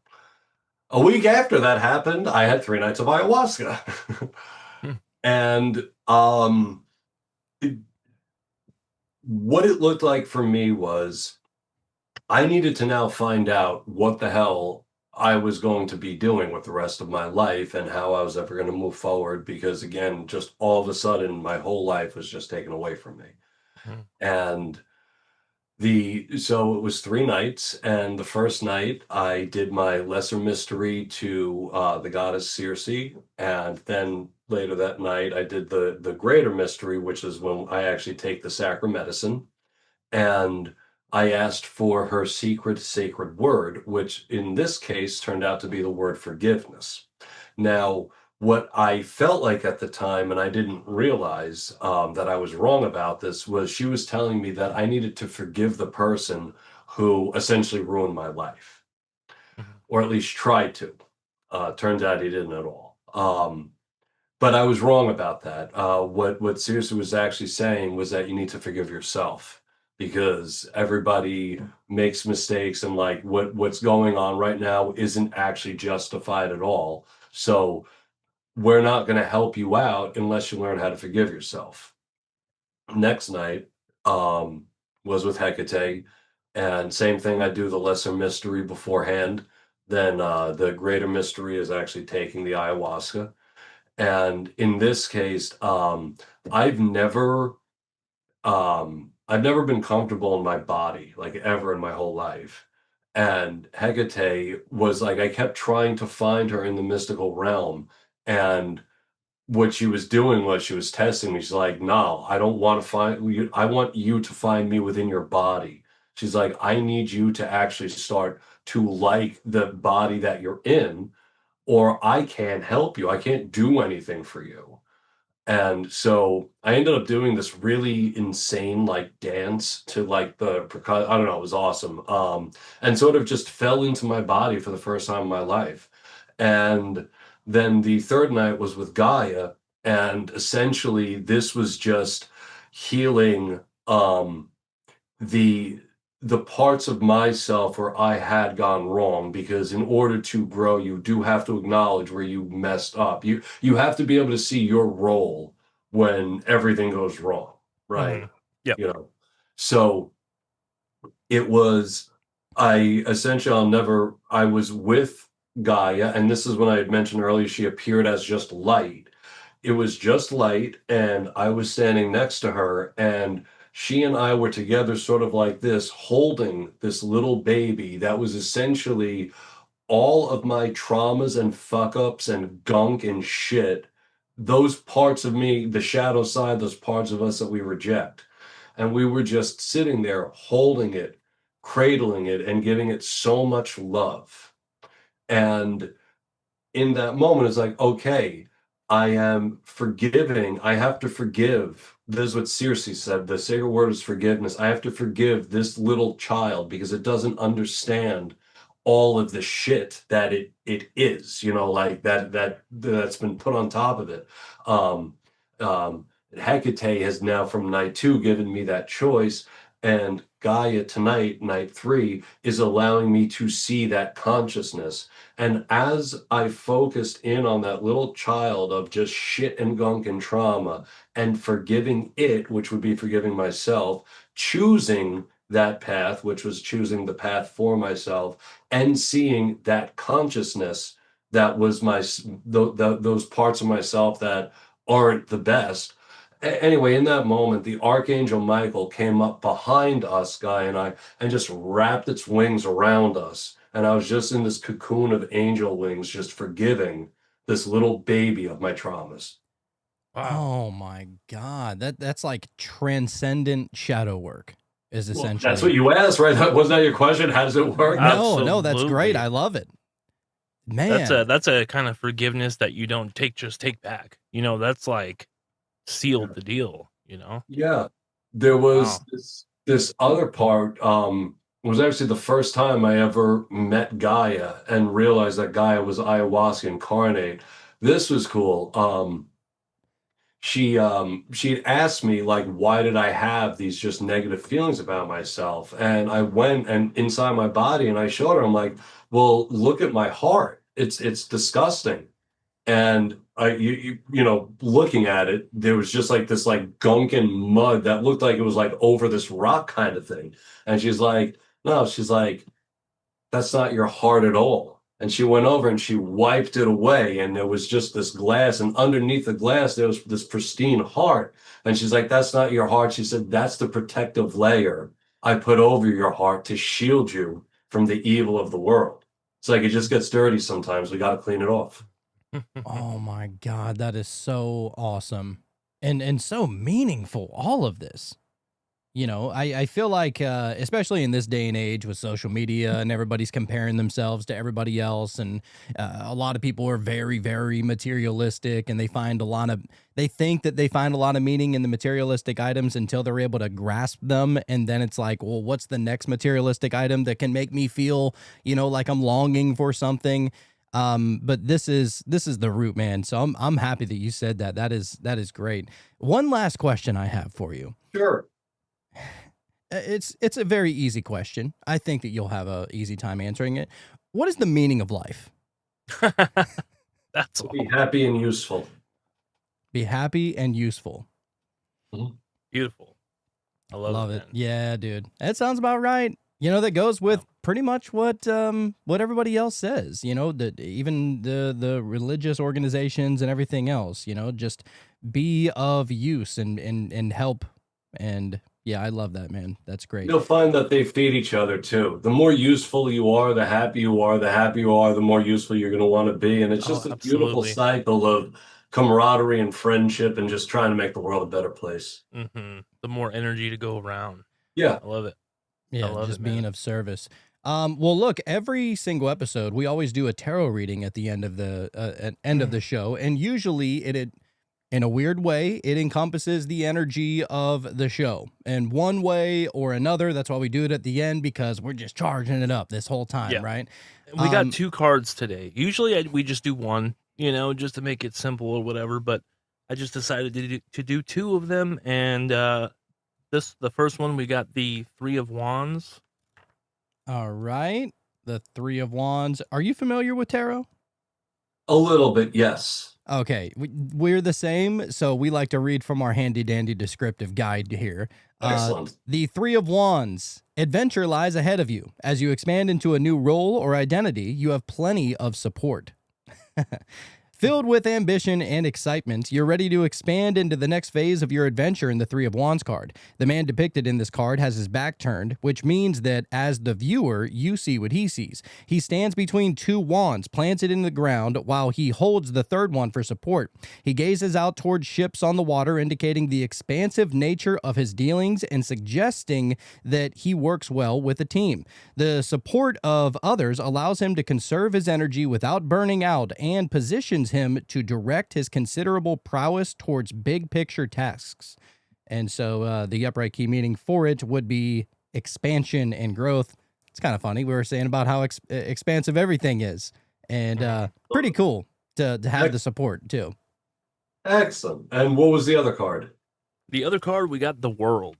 Oh. Yeah. And we were just talking, I mean, it fits, dude. All right, the world card. A cycle is complete, but the end is also a new beginning. Rejoice as the world rewards you for your hard work. You are ready to receive the rewards that come from completing the journey of the fool, which culminates in the world card. The figure on the world card holds a wand in each hand, like the magician, symbolic of what has been created. A wreath encircles her, indicating victory and success. You'll notice similarities of the Wheel of Fortune card. A wreath is shown floating in the clouds, and the symbols of the fixed zodiac signs, Aquarius for air, Leo for fire, Taurus for earth, and Scorpio for water, are once again present, indicating these signs and elements were part of the hard work you put into completing this cycle. You will not go through a difficult time and come out empty-handed. Celebrate the rewards that come from completion. Hell yeah. That is a great reading. Dude. Beautiful. What are you using? Marseille? What deck are you using? It's the Rider-Waite. Oh, just the Rider-Waite. Yeah. Smith. Yes. So yeah, dude, it's been very helpful along our journey, just as far as trying to understand symbolism a little bit more and getting to know what each color means and what each element means, and all the numerology and all that kind of stuff. Could never get enough of it. It's been a bit of a synchronicity generator just for this show. Every episode, it really tends to line up with exactly what we were just talking about. And what was that thing that we were talking about before, where it was like the hand holding the plant? What was that thing called where you like plant the seeds? You know what I'm talking about? Anastasia, or what is it called? Yeah, the Anastasia method.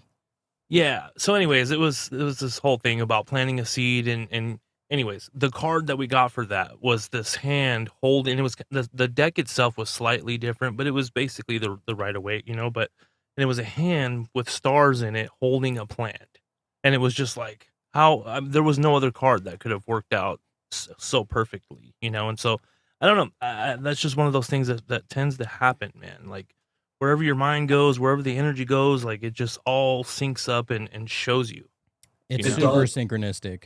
Exactly. Yeah. Like I do totally. Like it's so much of it is just about that alignment and not being scared to align with what you truly want, because again, like we're taught like to have very unnatural relationships with the parts of us that are ambitious, and I don't know, like I think that's wrong. I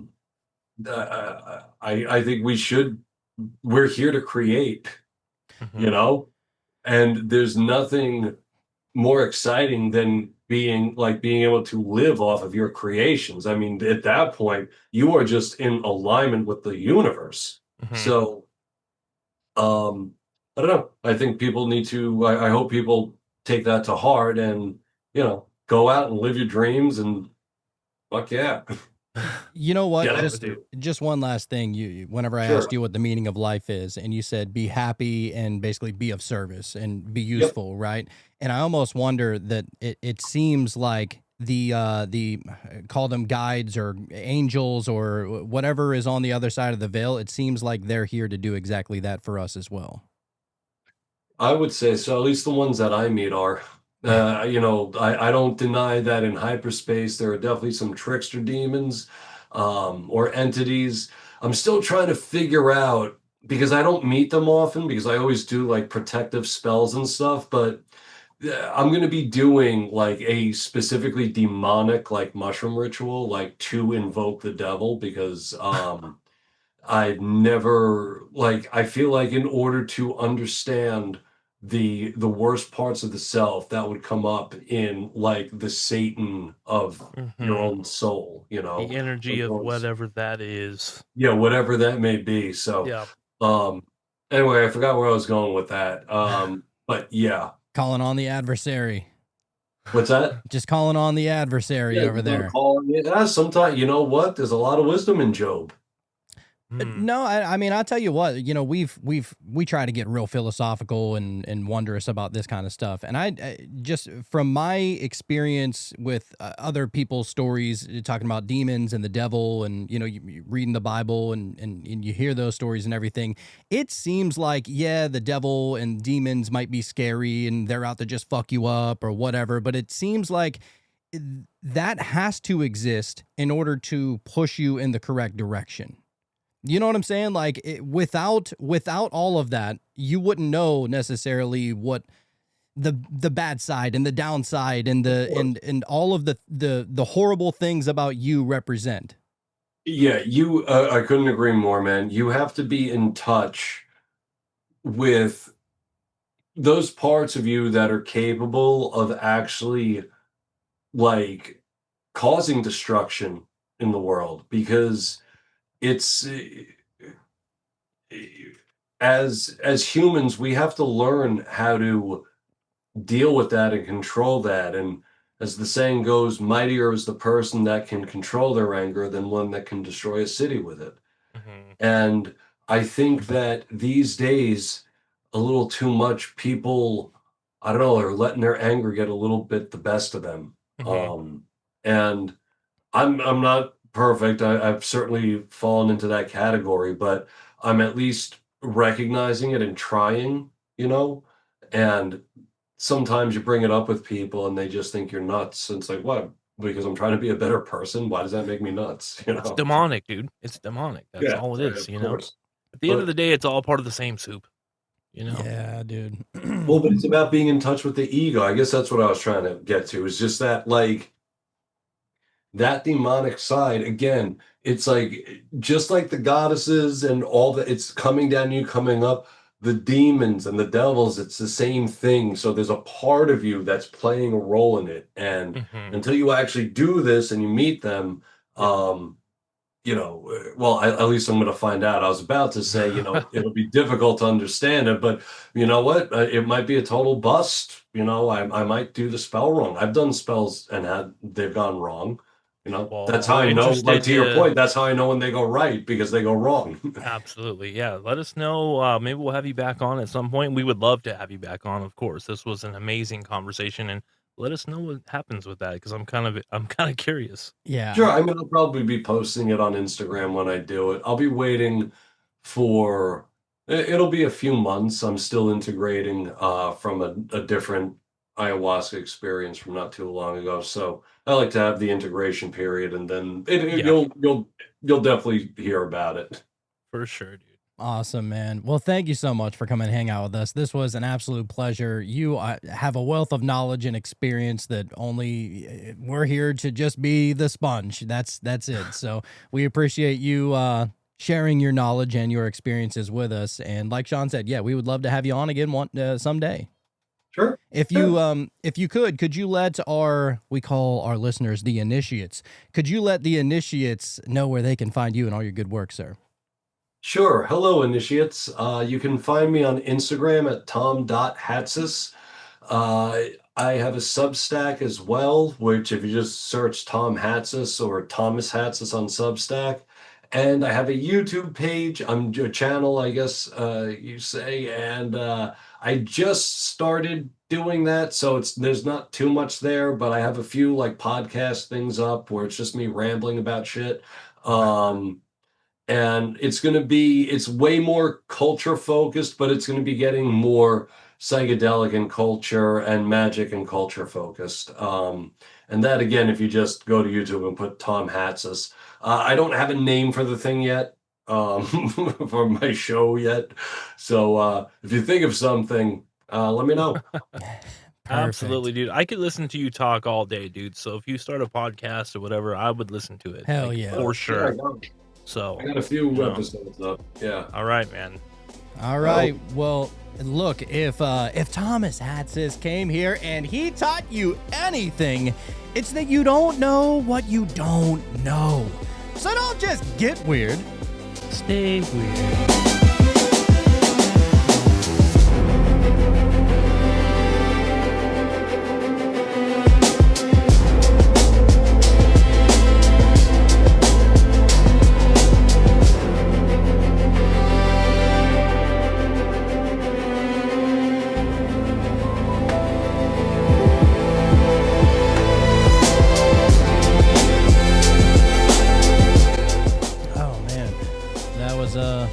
That's a nice one. You never really think to look at each body part as if it is almost like its own little energy or its own little entity, and to thank it and show it gratitude. And it might sound kind of silly to people who have never done that before. I've never done that before. Mm-hmm. But you can feel why it's important to show gratitude toward it, though. Like it's like actually physically feel it. Yeah, the only time I think you think about it is like if you're injured, right? Like all of a sudden your back's fucked up and you can't lift things the way you can't stand up the way you normally could, or just certain things like that is when you're like, oh, I just want this to get better. Like it's really important for this body part to get better because it's really causing a tough strain on my life right now. And then when you get better, then time goes by and you kind of forget and you take it for granted again. That goes with everything, man. We take everything, we get to a point where we take things for granted.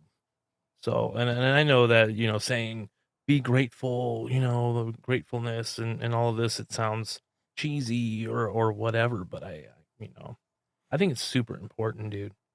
We've talked about this before. It's like when you're grateful and you kind of just live that way, everything is just extra, and that was a pretty interesting one, man. I was imagining like any times in your life, like growing up or whatever, if you have a bad experience or maybe you felt like you did somebody wrong or whatever it is, the things that you would need to forgive yourself for.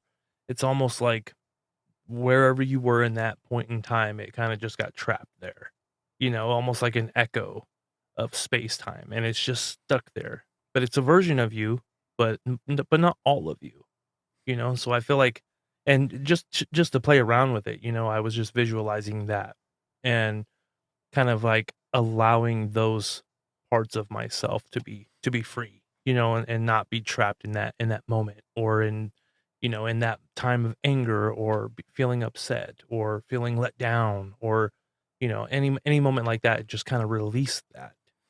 Because maybe consciously you don't think it's there, but you go into that meditation and you kind of just start to let those thoughts come in and try to really, because I mean, the best thing you can do is put your awareness on the things that maybe you purposely put away, or maybe and so in your reality now, it doesn't even exist, but it's still there. And I'm sure it's still like a wall that's kind of trapping that fullness of you to be, you know, all the way you. Yeah.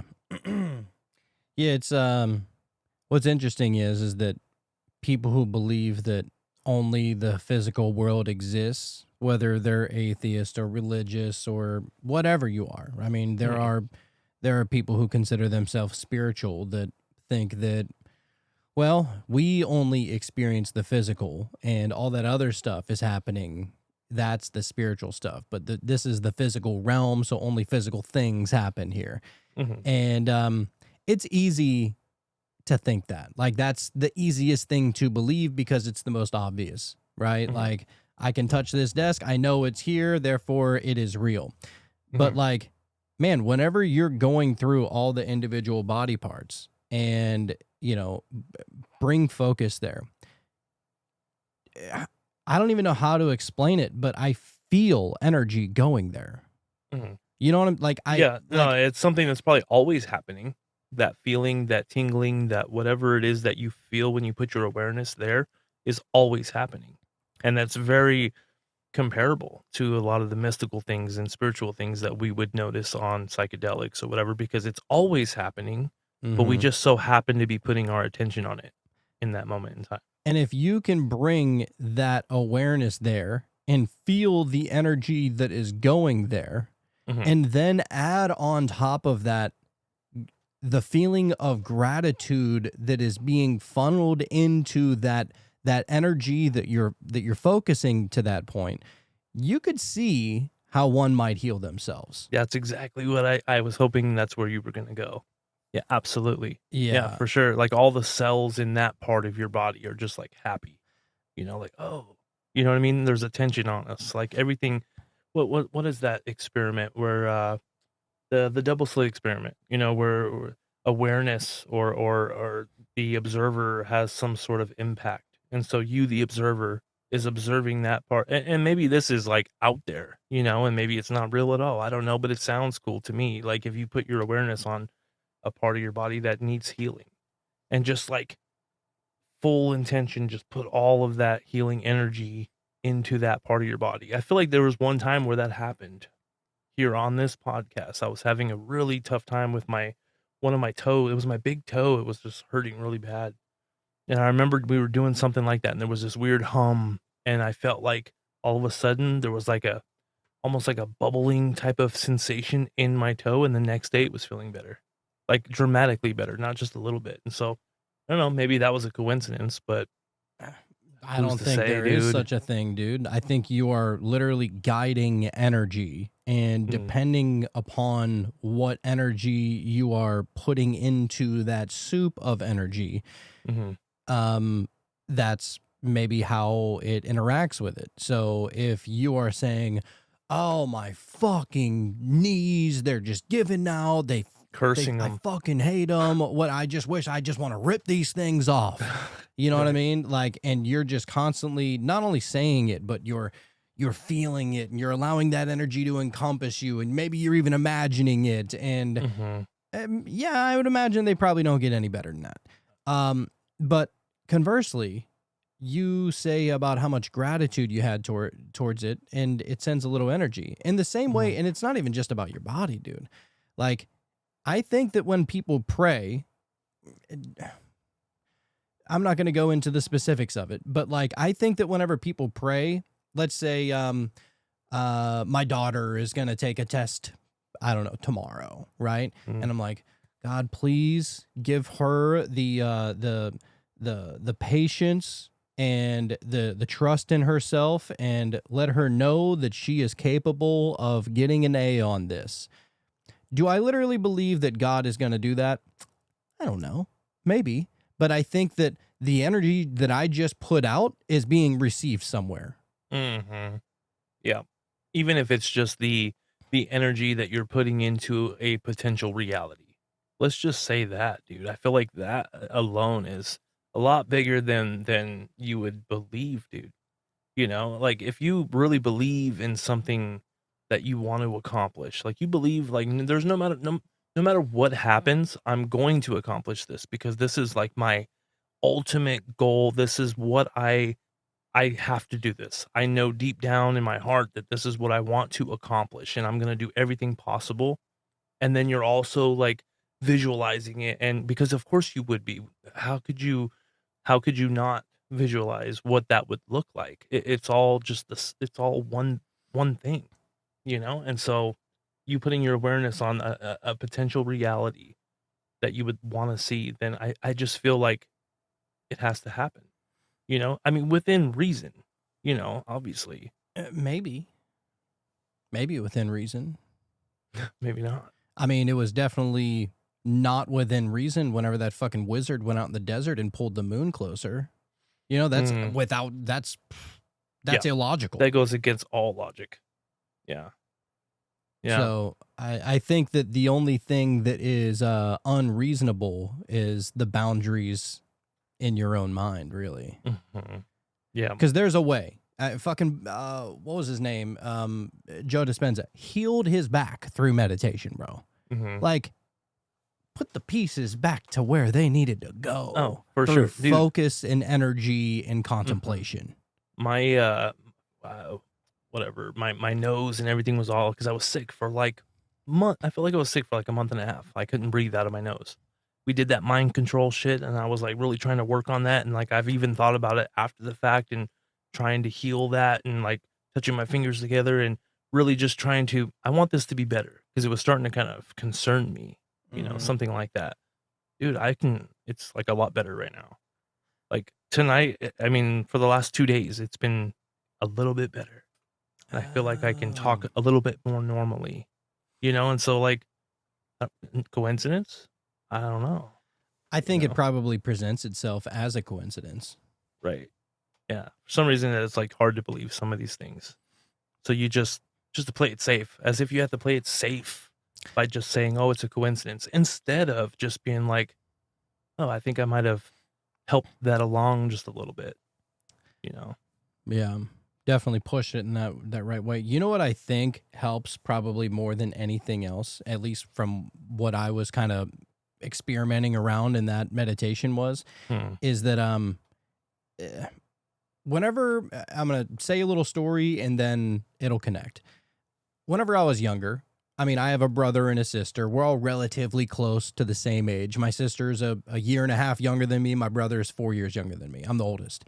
And whenever we were growing up, man, we would all get into arguments. We would get into fights. Me and my brother literally wrestled and fought every day. Like it was, but we never took it too far. Mm-hmm. You know what I'm saying? Like I never broke a bone or, punched him in the face or anything like that. Like it was brotherly love. Like even when we were pissed at each other and like ready to rip each other's heads off, we were never going to go as far as, maybe other people would have gone. Mm-hmm. And I think that was just kind of in our mind that you don't do that to family, like, and what is family other than familiar? You know what I'm saying? Like, I think that's actually probably where it comes from it's your familiar. Mm-hmm. And so whenever I was going in and putting my focus on my feet and my ankles and my knees and my hips and everything, and my chest and everything. Yeah.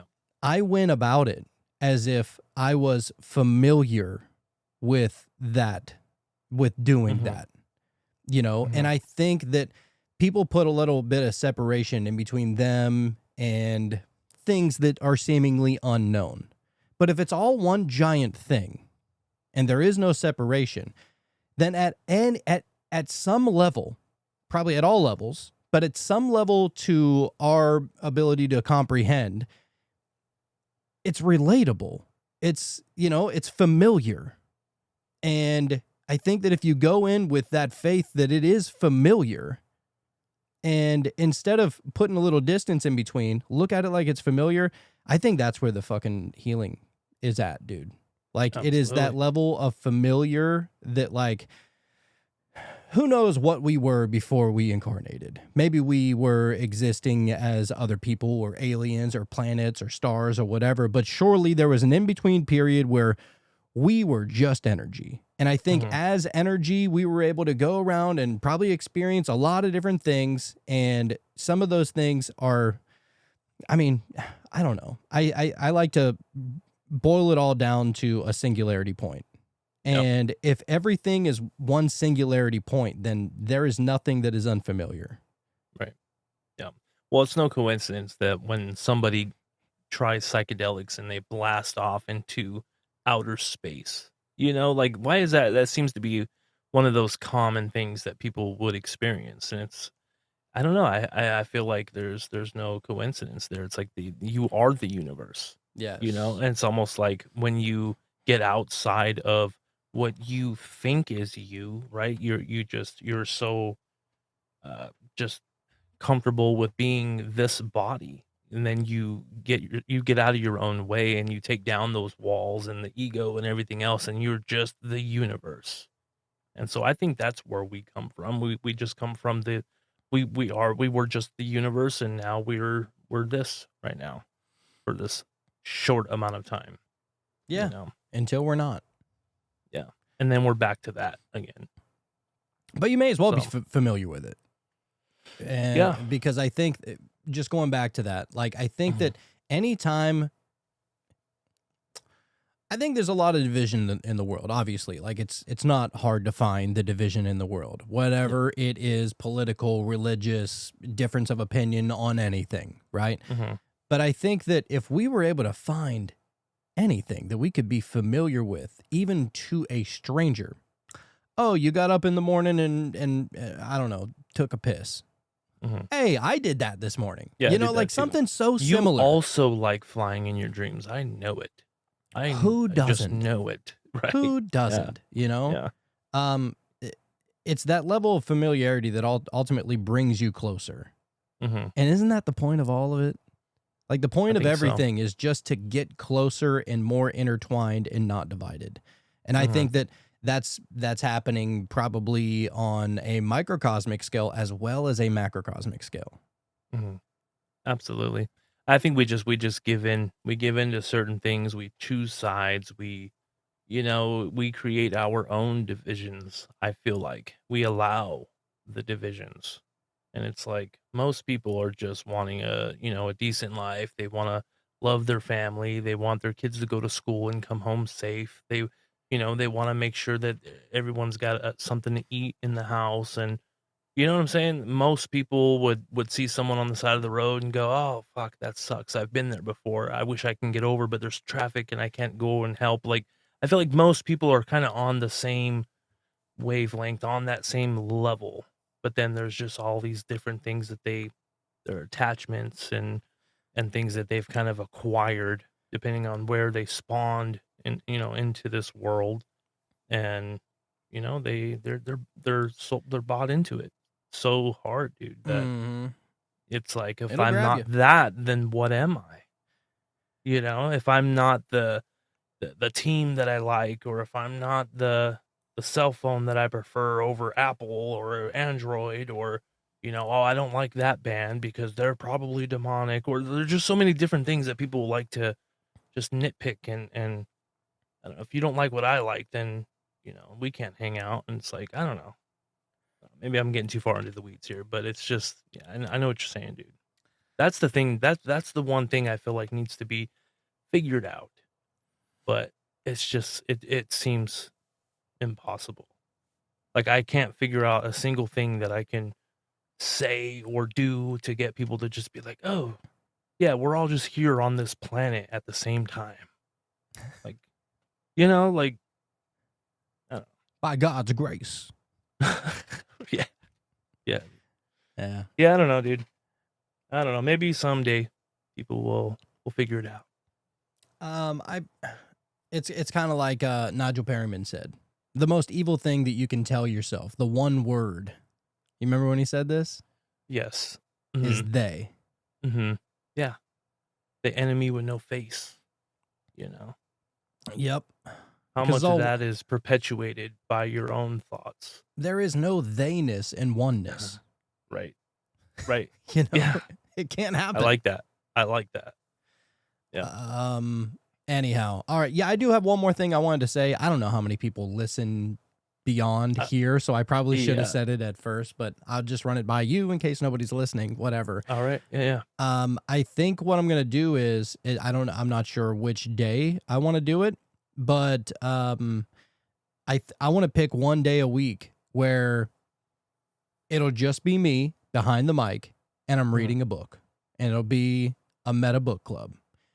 And I'm sure you're going to listen to it because we love the same books and everything like that. But I want it to be a book club. Like, all right, we're going to read 5 chapters today, or maybe we'll read half the book, or if it's small enough, maybe we'll read the full book in one sitting. But I have so many damn books that I know we're never going to be able to get to. And I want to be able to share with everybody else, because most of the books that I have are suggestions from listeners or from guests that we've had, or just from even research that I've done that I thought was particularly interesting. And there's so many amazing books that I have that I don't have the time to get to. And so this will give me a reason to get to them. You know what I'm saying? Yeah, dude. No, that's a great idea. You should definitely do that for sure. I think that would be a lot of fun. It's funny though that you were thinking that, as far as like, I don't know how many people listen this far, because I had that thought. Like, I wonder how many people are actually doing the meditation Or if like whenever we're like, oh, time for the meditation, they're like, all right, well, I guess that's it, and they just kind of tune out. But even if one person is out there meditating, I mean, either way, we're still gonna do it. I Yeah. love the meditations, dude. I get so much more out of them than I even anticipate. Like really. Yeah. Well, you know what? Here's what we'll do. For anybody that is listening, because this episode's going everywhere, but for anybody that is listening on the Cult of Conspiracy podcast, on the Metamystics podcast, on Spotify, on Apple, on YouTube, on Patreon, wherever you're listening to this, if you just drop a comment that will, like, it'll be an inside thing. And if you've listened this far, just put a, I don't know, put a question mark. It'll be an inside joke. Yep. And we'll see how many question marks, and then we'll know, like, you don't even have to say I was here till the end, just a question mark, and we'll know. That's it. Yep. There's going to be that one person that is just organically putting a question mark because they don't know what the hell we're talking about, and then everyone else puts question marks, and it's going to really throw them off. So that would be great. Yeah, whatever. Yeah. Whatever happens. Be in. Yeah. And if people are questioning your question mark, just be like, you don't get it. You don't know. You wouldn't know. All right. So even if you're the first one that puts a question mark, we want to see it. Yes. There needs to be no context other than the question mark. That's it. That'd be great. Yeah, dude. Perfect. I love this. But yeah, I think I'm gonna start that book club. What's today? Oh, today's Friday. Thursday. It'll start next week. Oh, it's Friday. Oh, it's Thursday for me. We're technically Friday now. 2 different days. Oh, right. For me anyway. Right. Yeah. Yeah. So yeah, I think I'll start it next week. I haven't picked a day yet, but I don't know. We'll get weird. Sounds good. Awesome, man. Anyhow, all right, the one. Hopefully you enjoyed this conversation. Hopefully you listened this far, and if you did, question mark. Question mark? I'm Ron Burgundy. Right. Yeah, and so yeah, we'll just leave it there. We love you, and we'll see you on the flip side. I guess. Imagine what would have happened if we hadn't attracted the magic we had back when we couldn't fathom. Life is a fantasy, not with the vanity, not the way it was back then. So I grab my pen and write it down like a scripture. Mr. Mystic, making hits for the misfits. The show where you don't know what you don't know when it's on again with Sean and Jonathan. Yeah.